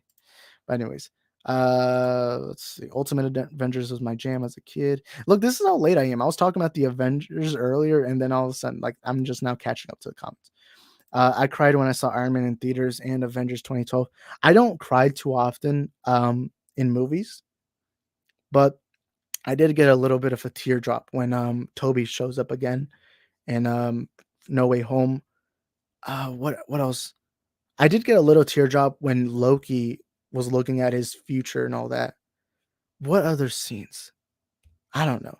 I'll say this though, my favorite Tom Holland Spider-Man scene is still that scene in Homecoming after Vulture crashes he brings down the ceiling, crushes Spider-Man, and I love how he's looking. He's like, somebody help me, I'm trapped here. And in that moment, you realize he's still a kid. He's just a kid. And then when he gets up, he's like, I'm Spider-Man and all that. That to me is still the best Holland scene. But yeah, it is what it is. Endgame is trash. Oh my god, Josh. Josh with the hot takes. I love that, man. But hey, I love Endgame. I really love Endgame. But hey, I respect your opinion, so it is what it is. Isaac. Ashley lurking. She heard the Tom Holland slander from the other side of it. I love Tom Holland Spider-Man. Like, it's so funny how much everything changed. Because before Far From Home, I kept defending Holland Spider-Man, saying he's not Iron Boy Jr. I love them in Infinity War. I love them in Endgame. I especially love them in Homecoming and Civil War. But then when Far From Home came out, it was the opposite. I started getting annoyed. I was like, "What the heck? He's not even Spider-Man. He's Iron Boy Jr." That's why I'm glad that within the only thing I liked about the beginning of No Way Home was that they quickly established, okay, no more Edith, no more Stark Tech. I mean, he did have the suit that was still nanotech, but for the most part, he didn't have his Stark Tech, and I love that. They just got rid of it at the beginning. It genuinely felt like they heard it from. I feel like they heard the complaints and were like, "All right, let's go back to traditional Spider-Man." Because, to be honest, No Way Home barely even referenced Iron Man that much. It barely did, and they didn't even say his name. They do show his Stark reactor and all that, but they don't really show it as because I really thought that's what was going to happen. Like, that was my nervousness. But I remember everyone after Far From Home thought I hated Holland Spider-Man. No, I love Holland Spider-Man. He's not as good as Toby and Andrew, but I love Holland Spider-Man. I love his narration. But to me, I just felt like Far From Home really was a dip in quality. I cried when I found out Ashley saw Top Gun 2 before me. Yeah, I feel like everyone's seen it. What the heck? Like, I literally woke up this morning to seeing Ashley's review. I saw other people reviewing. I was like, what the heck? Was there a screening I didn't know about? But yeah, I'm gonna watch Top Gun on Saturday. I was gonna watch it today, but I just couldn't. But yeah, on Saturday I'm watching Top Gun Maverick. I'm a big fan of the original Top. I mean, I'm not like I'm not a hardcore Top Gun fan, but I am looking forward to Top Gun Maverick. And yeah, I was gonna watch it today, but I am gonna be I just didn't feel like it. But yeah, it is what it is. That movie killed the MCU for me.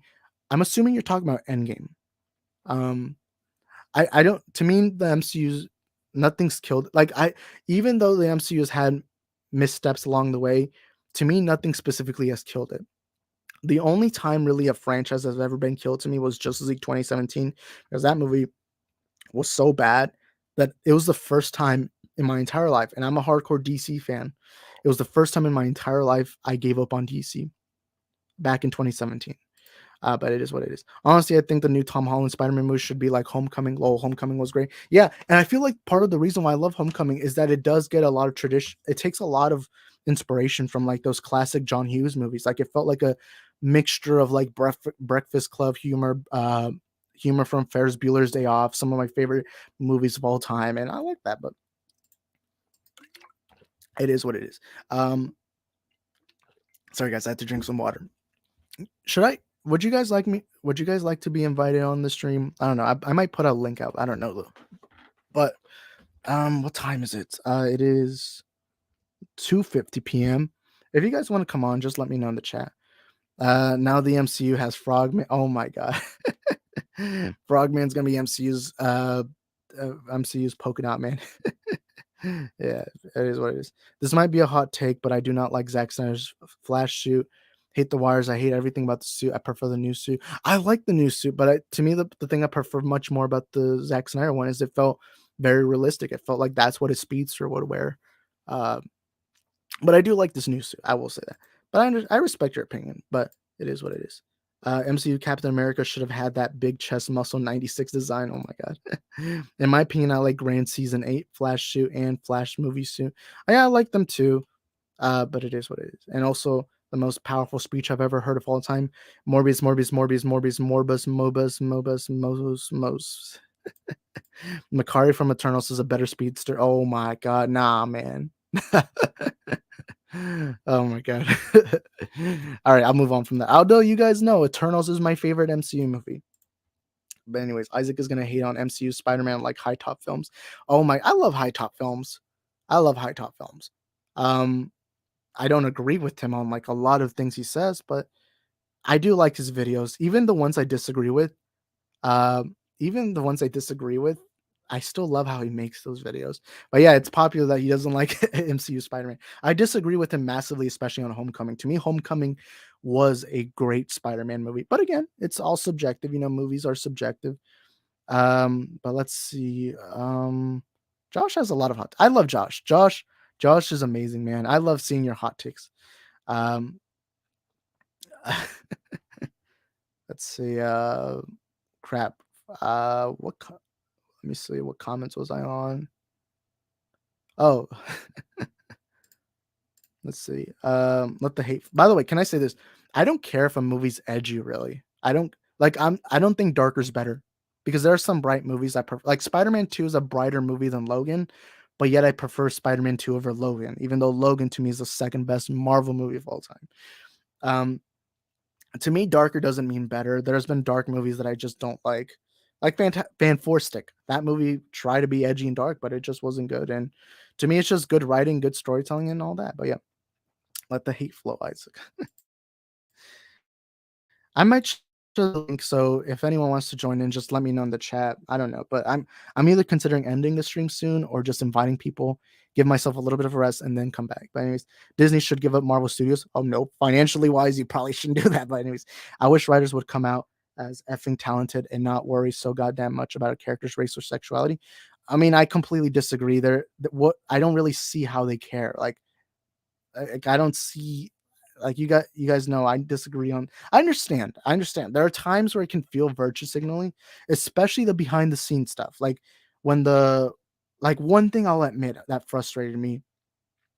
Um the one thing that did frustrate me was when I think it was a writer of Loki. It was after episode 3 of Loki came out, and they said, "Look, guys, we're proud to announce Loki is bisexual. I can't believe we're making strides." And I'm fine with that. I love representation, but the thing I didn't like about that is it was such a tiny little moment that flew past everyone's mind, and you use that as a moment to kind of virtue signal. And the thing is, in that scene, I mean, not in that scene. The scene was good, and I like the series. The series itself is not woke or anything like that. By the way, I hate that term. But I can see why people got mad at that tweet because it was like, wait, hold up, what were you promoting? No, because the line that Loki specifically said is, I like. I think he said I like a little bit of both. I didn't even know that's what he was referencing, and I will admit that did come off as virtue signaling. But again, I do hate that term because that term's been overused so poorly. But I completely disagree. The writing has not felt that way at all. I don't really care. I haven't seen it, at least in the MCU so far. But I will admit that one tweet that I don't remember what her job is. I think she's a writer or something. I will admit it did frustrate me because I'm like, you didn't really and nobody could really tell Loki was bi from that line.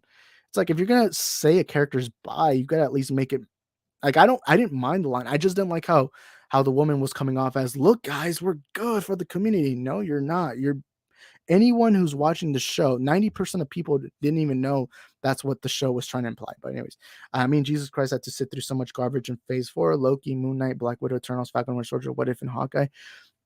I've liked most of the Phase 4. Like Shang-Chi was amazing to me. Eternals was amazing.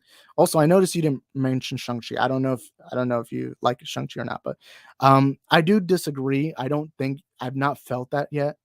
I've not felt the whole woke stuff that people like to complain about. But one thing I don't know why it just came up in my mind recently. But yeah, I completely disagree on that, man. But I understand your opinion. But anyways, what is going on with you, Josh? Didn't you say you like those TV shows flip flopping? Well, to be fair, it's fair if somebody flip flops. Like if somebody changes their opinion on something. Like for example, the first time I watched Far From Home, I liked it, but the second time I watched it, I didn't like it. Then the third time, I was eventually like, I don't like it. But yeah, that happens sometimes. It's fine. It's all subjective.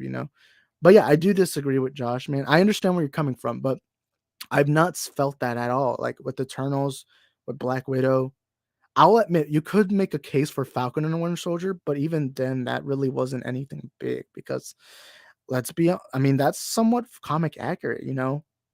Falcon, in fact, it was much more rough in the comics. Like in the comics, it was much more into your face. Like it was more like, yeah, that let's be honest, if a Captain America existed in real life, having a black guy replace him would be incredibly controversial in real life. Because whether we want to deny it or not, there is still a lot of racism in the world. Not nowhere near as much as before, but it's still there. But I will admit that's that line at the very end when he's talking to the senator, he's like, "You got to do better." I like it, but I didn't like it. There's like I felt like I was like, "Wait, hold up. Why didn't you say how we can make things better?" But anyway, sorry about that. But I'll admit that one line really did piss me off back in the day when that one woman was like, "We're making strides for representation," but it really wasn't because that scene didn't never felt like you were actually trying to come out as bisexual. It just felt like it was just tacked on. But the shows themselves or movies have not had an agenda. Let's be honest, it's not. But anyways, watching Stranger Things 4 tomorrow. I might watch it. I mean, I haven't even seen season 3. I'll admit. So I will need to catch up on season 3, but I'm not the biggest like I love the first season of Stranger Things, but I'll admit the second season was just not that good to me, which is why I've not really kept up. But yeah. 4 out of 6 episodes of Loki is a love story. I like that. I like that. Um, let's see, where was it? Um, let's see, where was I? And yeah, Ashley says there's that word woke again. Yeah, I hate that word. I hate it. I'm sorry if I brought it up, but yeah, it is what it is. I would love to come on so I can show you my new comic books. Yeah, I'll put out the link in a bit. So if anyone wants to come on, let me try getting the link. Let me try getting some comments first, though. I would love to, but the background is loud. It's all right, man. Infinity War was so good until Endgame fucked everything up. I love the Endgame. I love Endgame. I do prefer Infinity War, but I love Endgame. Completely destroyed the legacy of the MCU and destroyed multiple character arcs from his previous films like that came before. I do think they messed up Hulk. Hulk was the character I think they messed up because first of all, they rushed on the Professor Hulk storyline, and then they made Hulk just a jobber. It felt like there was no purpose to having Hulk there. But Captain America, Tony, they all had good arcs. Thor, I didn't like how they made Thor a running joke. But yeah, Icarus is a villain. And the only thing that I agree with High Top Films is probably the Batman. No, I actually disagree on that one. That's probably one of my biggest hot takes. I honestly, to me, look, I'll say this again. Batman kills in the comics, in the Arkham Knight games. He's killed, and even in the Dark Knight trilogy, he's killed. The only thing is they don't outright say, like in the comics, when he's like counting down people's teeth, what injuries they have, when he's smashing people's face on the floor. No, they die. Let's be honest. If you're smashing at least 20 people's heads on the floor, at least one of them dies. That's death right there. I'm sorry. There is no way 20 people out of 20 people, none of them died. He kills. He kills. Not only that, but I also like it when things change. No, when you're playing, let's be honest, when you're playing the game, when you punch someone's face on the ground, they're dying. And I know that's not part of the cutscenes, that's not part of canon, but you are killing, especially when you're running over people in a Batmobile. Let's not deny it. Come on, man. Um, but the thing is, look about the Batman no kill thing. I'm fine if people believe that, but the thing is, to me, the no kill rule has never really even been consistent before because you kill, he's killing, just that they don't outright say it. None of that, but even High Top Films. If you guys ever seen Loverboy Media's video on BVS, High Top Films actually counterclaims his own video, and he even says, I agree if Batman kills as long as it follows the story. Um, and not only that, but Christian Bale's Batman kind of popular, at least to the general audience, popularized the no kill rule. But guess what? At the end of that movie, he kills Harvey Dent, which I understand story wise, it makes sense.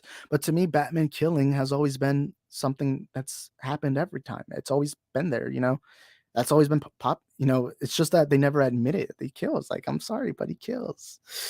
But yeah, but I understand. I understand if people disagree. But again, he's killing. He is. I'm sorry, but he killed. Not only that, but can I say this? I'm going to say this to all my comic book fans. Comic book fans, especially DC fans, we always love to talk about multiverse, different universes. We like to talk about different versions of different characters. But the minute something has changed from a new iteration of a character, everyone freaks out, which I always find a little hypocritical because it's like, wait, hold up, but we're always talking about multiverse being this great glamorous thing, but yet when something changes from a character, everyone freaks out. I don't get it, and to me that frustrates me. I'm sorry, but it's just that I don't get it. We always talk about wanting different variants and different versions, but the minute something changes from the comics, everyone freaks out. And not only that, but I prefer new stories because the thing is about you can't limit a creator. We can't limit artists. We can criticize things they do, but I don't like limiting creators or artists. I want them to fulfill the story that they best feel is necessary. And to me, Ben Affleck's Batman had to kill. To me, it just made his brutal nature much worse that he was killing. But it is what it is. Because let's be honest, look at Zack Snyder's Justice League. Did he kill a person in that movie? No, he only killed parademons, and parademons aren't really living. But yeah, sorry if I went on my mini rant. It's just I don't know. Joshua 3, Icarus was doing his job. He's no villain. And look, this is actually one thing I love about Eternals, which is my favorite MCU movie, because at the end they established that he's only doing what he was brought to do, to bring Tiamut onto Earth, to make sure that Tiamut is born. Icarus wasn't really a bad guy. That's the thing. The movie, because remember, let's be honest, Icarus was actually doing something even more heroic than the rest of them. Because remember, they established that Tiamut's birth would also be the birth of thousands more worlds with much more people in them, meaning that this life is ended while many more are created. So Icarus wasn't really being a villain. He was just doing what he believed was natural order. Um, Even though, yes, that's the thing. It's so complex. That's the thing. The ending isn't a black and white thing. It's not a good versus bad. It's actually a very complicated thing. And the thing I like about Eternals is that it shows you that, oh, look, yes, Earth is bad. I mean, the Hiroshima scene is one of my favorite scenes in the entire movie because it shows you that humans can be bad. But at the same time, throughout the movie, it shows you that humans can be good. And that's the thing I love, because there are literal moments in this movie where you think to yourself, humans don't deserve to live. But I love how the movie also shows you that, hey, they do deserve to live. And the thing I like about this movie is that it's gray. It's not black and white. It's gray. It's a mixture. It's like the movie isn't trying to tell you one specific ideology is good. And that's the thing I like about the movie. That's why I like that Kingo left. He was like, hey, I don't want to fight my friends. I don't want to be involved in any of this, which that would happen in a real fight. And that's the thing I love so much about Eternals. Eternals was complex. It was, it was a, it wasn't a black and white movie, you know? But anyways, Mysterio Spider-Man fight was something I thought I'd never see. I'd watch those scenes multiple times. Yeah, I love that. But anyways, let's see what comments I need to catch up on. Will we ever see Bucky Barnes' version of Captain America? Well, I don't think we are, but I do think we are going to see Bucky Barnes carry the Captain America shield many times, at least in the future wise. But yeah, you can't escape the consequences of killing someone. Yeah, yeah, that is true. That is true. It's gameplay. It's supposed to. It's not supposed to be realistic. Well, I mean, Batman's not a realistic character from the beginning. Remember, Batman is a guy who can bench press 1,000 pounds. That is not peak humanity, and he's fought literal gods. So it's not like the character's realistic. But no, he kills. Even in the comics, when he's counting down someone's injury, the only thing is a plot convenience says he doesn't, but he does if you're being honest about it. There is no way you can knock somebody down and have them pass out and have all of them live by coincidence. That's the thing I'm trying to say. But it is what it is. Batman is the real villain. He lets crazy mentally ill people kill each other, and then when poop starts, he has to go beat them up and send them to jail like it won't happen. That's also something else. Batman has caused more indirect deaths by letting Joker and all these other criminals live. Like if Joker had died, like honestly, Batman should I'll say this, Batman should kill Joker. Now, for plot reasons, they do keep Joker alive so that way Batman and Joker can interact. But the thing is, Joker kills thousands of people. He's killed millions of people probably. And Batman, by keeping him alive, is selfishly, because of his own role, he selfishly lets Joker live, and that causes much more deaths. It's actually more dangerous that he lets these criminals live. I mean, yeah, you can let criminals live, but if they keep escaping and killing more people, I believe that is much more selfish than him not, killing. I don't know. It's and again, Peacemaker was right. Peacemaker, he does cause more deaths. But anyways, Punisher on the other hand doesn't give an F. Yeah, Punisher doesn't care. But anyways, Arkham says, "I'm sorry, I just can't accept that as a Batman fans. I'm so against Batman killing. That's fine. That's completely fine. That's completely fine. You believe that, but my argument is that Batman's always killed. Remember, the reason why the Batman no kill rule ever began was because early in the days, comics didn't want to show guns. They didn't want to show murder. So they were like, hey, you know what? Let's use a convenient way to hide that Batman doesn't use weapons, because at least with Superman, Wonder Woman, they don't really use hardcore weapons. I mean, Wonder Woman does use a sword, but you can get away with her not using a sword. But the thing is, again, Batman in the comics, Batman has killed, and the Arkham games and the Dark Knight trilogy, and especially Batman 89 with Michael Keaton. He's killing. That's cold blood and killing. And that's fine. I mean, and I always use this debate. Some people say that heroes shouldn't kill. Heroes shouldn't kill. And the minute you kill, you're an anti-hero or a villain. But the thing is, in the real world, like for example, if you're a soldier, you're in the military and you're in a war, you're probably going to kill another person because that is just you're good. Eventually, some people just can't be kept alive. And so, in Batman, one of the biggest flaws of Batman is that he lets Joker live, and Joker murders much more people. Because if Batman had killed Joker early on, all those lives would have been spared. That's I don't even think that's really debatable. And the only reason is this, biased notion that was created back in the early days. That's why I disagree. Batman's always killed.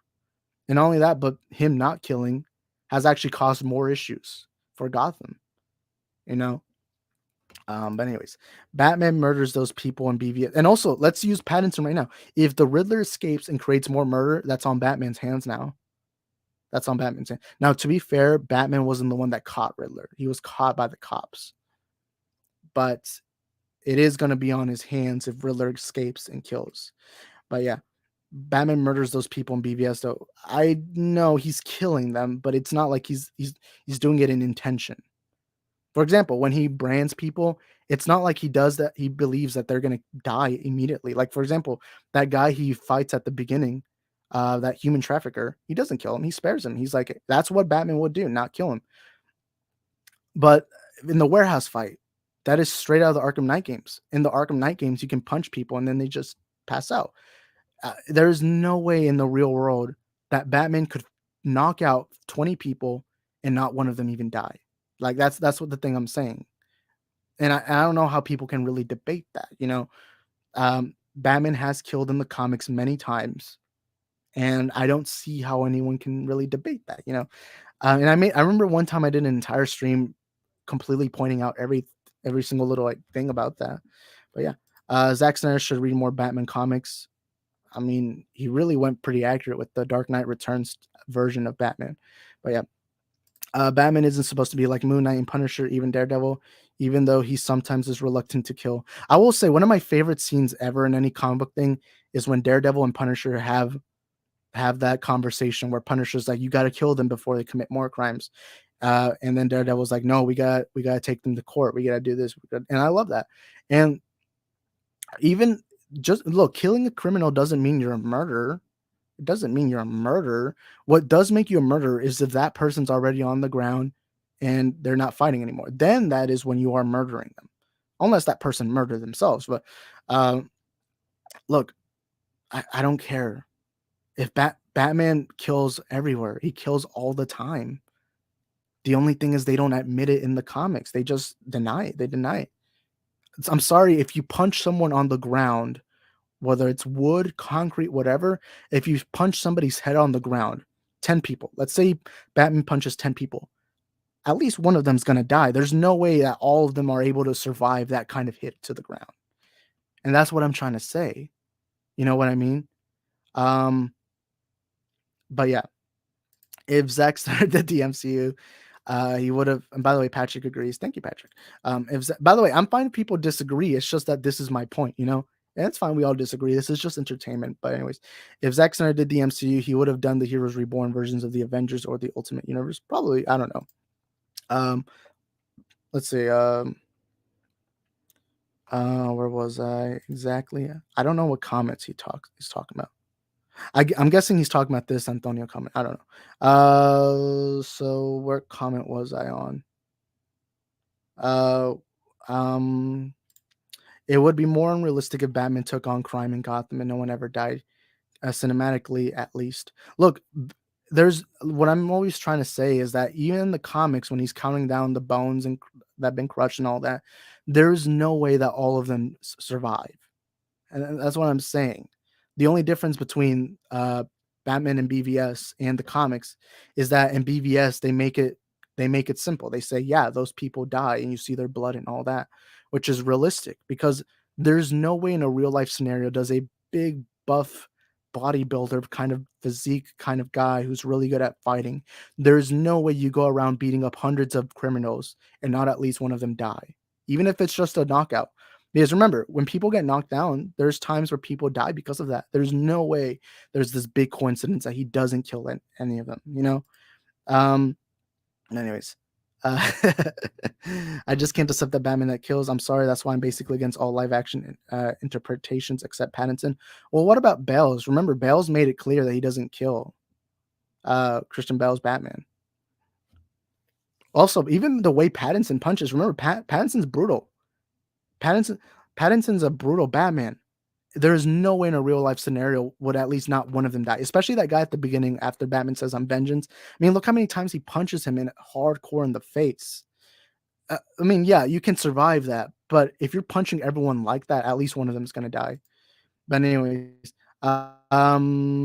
especially if you're making a more grounded take on Batman. Patrick says, "Eternal good films, gods can human some more mistakes." Yeah. I'm Batman. I like that name. Milk spoiled. Isaac should have been on Bell's stream last night. He would have loved the chat. Hey, what were y'all talking about? I wasn't on Bell's chat yesterday, so yeah. Eddie versus look, you guys know I always make fun of Eddie. I always me and Eddie always go back and forth about the Batman no kill thing. But hey, look, my opinions stand. Batman kills in the comics, he kills in the games, he kills in all the movies. The only thing is that Ben Affleck's just happened to tell you straight up. I mean, Keynes was also like this, but Ben Affleck straight up tells you, no, they die. He never outright seeks to murder someone, except maybe the guy he stabs in the warehouse fight. But everyone else, that seems like it's just a coincidental killing that happens also in the comics and all that. And I've never seen somebody be able to debunk that. Yeah. Um, let's see. I totally forgot there was a Wonder Woman movie that was actually good. The first one. I love that one, man. Yeah, Byrne didn't understand Batman either. I actually disagree with that. I don't think most people understand characters. I think it's more that just people like a certain iteration of a character. Because look, Affleck's Batman is completely different from Pattinson's Batman. Pattinson's is different from Bale's, but guess what? I like all them three. I don't believe there's a version. Again, I say this from earlier. Comic book fans love talking about multiverse and different versions of characters, but the minute a character is slightly changed, we all go nuts. And I've done this myself. So I don't believe there's such a thing as understanding a character. No, because there's too many. Like I forgot who said this, but there was a guy who was on Superman Returns, and I believe somebody asked him, why isn't the Superman suit accurate? And then he says, okay, which accuracy? Because remember, there's many versions of a character, and it's like there's no way there's one version. I don't like when people say this person didn't understand this person didn't understand that. No, it's just that person didn't do the version of the character you like. That's the thing I disagree with. But yeah, heroes should kill in general. I don't believe it's a should unless that person is morally poor. Like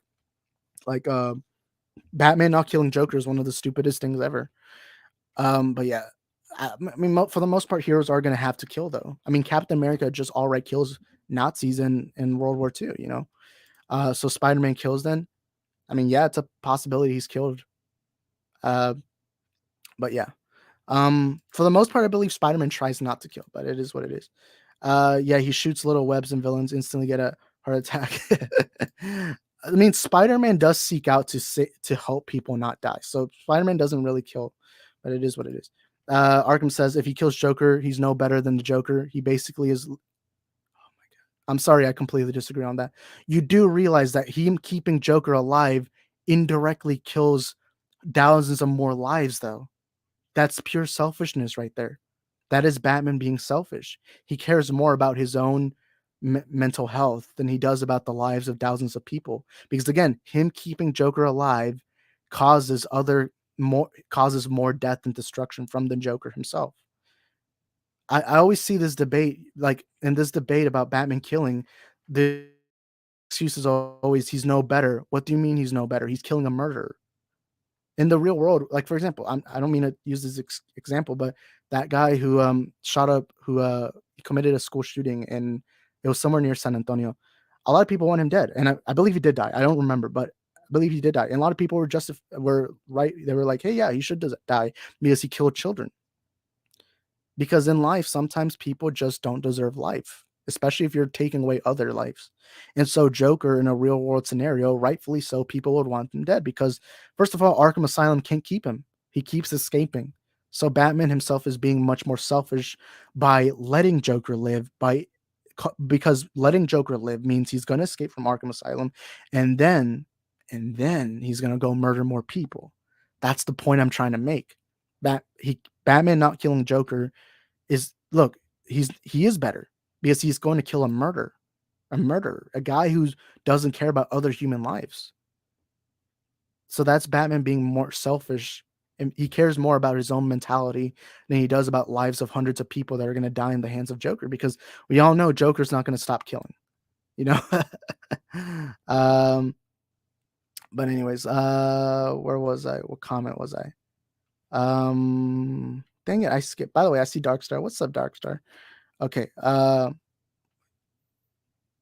You'll never get out. Also, you'd get out the Joker and these crazy people clothes. That's the same arms wrapped around the belt. Oh wait, here's a smart idea. Why not dig super down, make a small cramped pit, and securize that pit and hide it from everyone, and make Joker fall asleep and put him into that ditch and cover it up so that way He'll never get out. Well, we've seen in the comics and everything that Joker always finds a way to escape, you know? They're supposed to be fantasy, not based on reality. Yeah, but uh, um, in a real life scenario, those people would die. I mean, look how much people complain about look how much people complain about movies not being realistic and all that.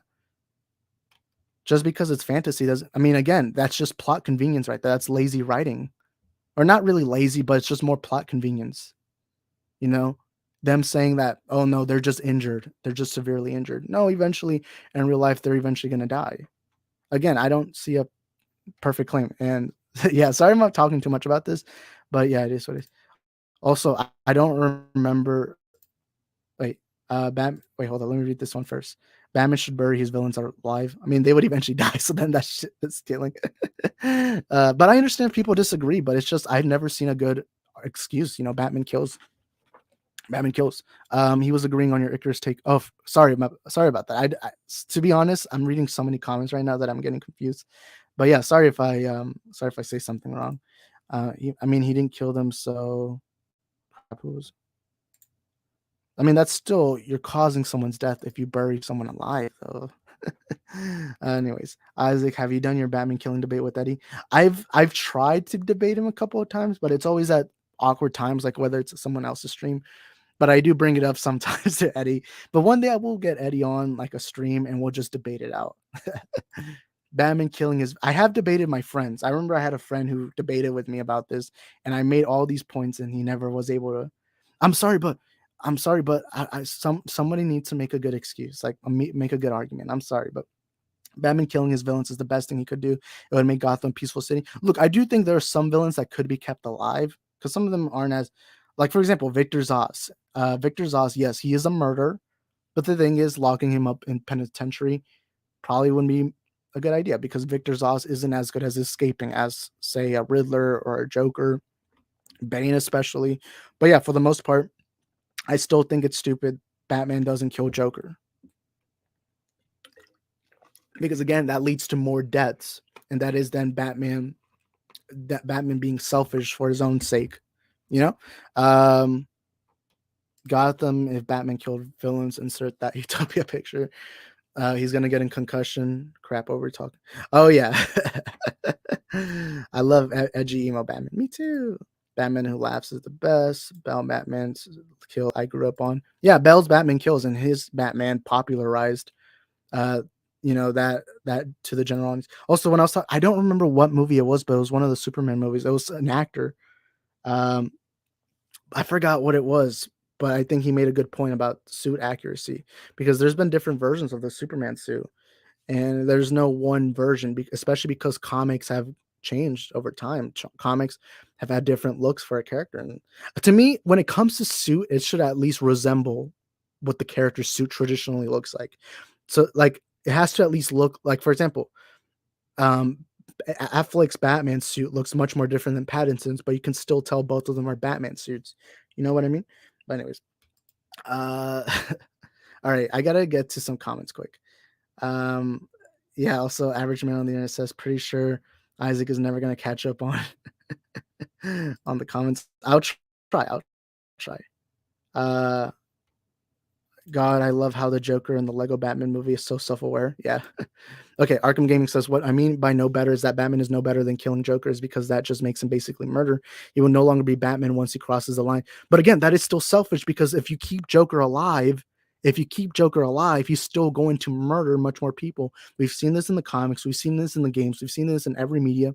Joker escapes. Joker's good at that. And he will continue to murder and murder and murder. And the thing is, that right there, that excuse right there, I understand what you mean because I used to believe this. Again, that's just a boring excuse for why Joker and Batman have such a big relationship. But Batman not killing Joker directly causes, and it doesn't matter. Batman's mentality should come second to the good of Gotham. Remember, the reason why Batman becomes Batman is because he wants to protect Gotham. You know, and again, what doesn't make him he becomes a murderer? Well, he's killing a murderer, so he's doing it for a greater good. You know, and again, why do you think some criminals like Hitler? People wanted Hitler dead because Hitler caused genocide. Hitler caused genocide and people wanted Hitler dead. And I do believe for the greater good, Hitler should have died. I mean, he did die. He committed suicide. But for the greater good, Hitler dies, and that was for the greater good because they knew this was Hitler's motivation. Now Joker's motivation is anarchy. He believes in chaos and anarchy. So Batman not killing him is putting his own selfish motivations to be more important than Gotham's protection.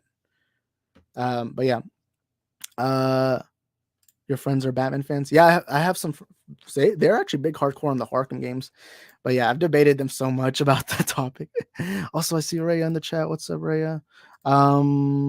Sorry. But anyways, let me get into Arkham. He cares about the citizens, but not breaking his code. That makes him above the villains. That makes him better than the way of showing a better way than killing. But again, Joker's still gonna kill. If he cares about the citizens' safety, then he would kill Joker for the greater good. For the greater good, Joker should die. There's no debating that. If we found out in real life that there is this guy who keeps escaping prisons all of a sudden, and he's murdering thousands of people, hundreds of people, however many people, eventually this people around the world would say, why don't you just kill him? What's stopping you? And yeah, he probably doesn't want citizens killing. But again, those citizens aren't going to be alive if Joker's out there. Like, imagine knowing that your hero doesn't want to do anything about a guy who's still murdering people. That's why the police department trusts him, is because he's showing a better way than killing. But again, him not directly killing causes Joker to still be alive, causing more deaths. And again, that is his own selfish thinking. That is his own selfish motivation, his own selfish mindset, his own selfish agenda. It's the thing that I'm always saying. I don't get it. Joker is going to kill more.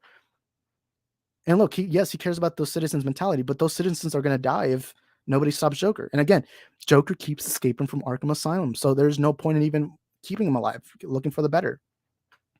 And again, what is this about? A lot of people don't even know Batman's alive. To some people, Batman's just a myth, a legacy. How are they going to know if Batman kills or not? Batman's typically seen as a boogeyman. So how do they even know? They probably think he probably kills some criminals. It makes sense. But again, Joker kills much more people by staying alive. But yeah. Finally, I think I caught up. I respect your opinion, but I just don't agree. I understand that. I understand not agreeing. That's fine. Obviously, it's always opinion based. But again, Joker directly kills more people by keeping them alive, by keeping Joker alive. And that's what I'm trying to say. That is selfishness right there, saying I don't kill people because I don't want to cross that line and I become a murderer. That is very selfish. And also, not only that, but remember, a lot of heroes, Captain America's a hero, Iron Man's a hero, Thor, Hulk, they're all heroes, but they kill. They don't have that role. And yet we don't consider them evil. And yes, I know Batman's specific thing is that he is specifically looking outright to kill people. I mean, not looking to kill people because he believes that rule. But again, that rule is inherently selfish because what he's doing is saying my mentality, my mental health is more important than the lives of other people, But yeah, sorry. I think I'm going to end the stream in a bit. We've gone over 2 hours. But yeah, I've caught up to the comments. So yeah, anyways, thank you guys for watching the stream. It was fun. I'll try getting on a debate one day. I will say if I debate someone, it has to be a 1v1 because I've actually had debates where it was like a 5v1 or 4v1. To me, the problem with that is I tend to get stressed real quickly, but I like to debate that. But again, until I see a good claim, I'm going to wait and see it out. But anyways, thank you guys for watching, and I'll see you guys next time. Peace.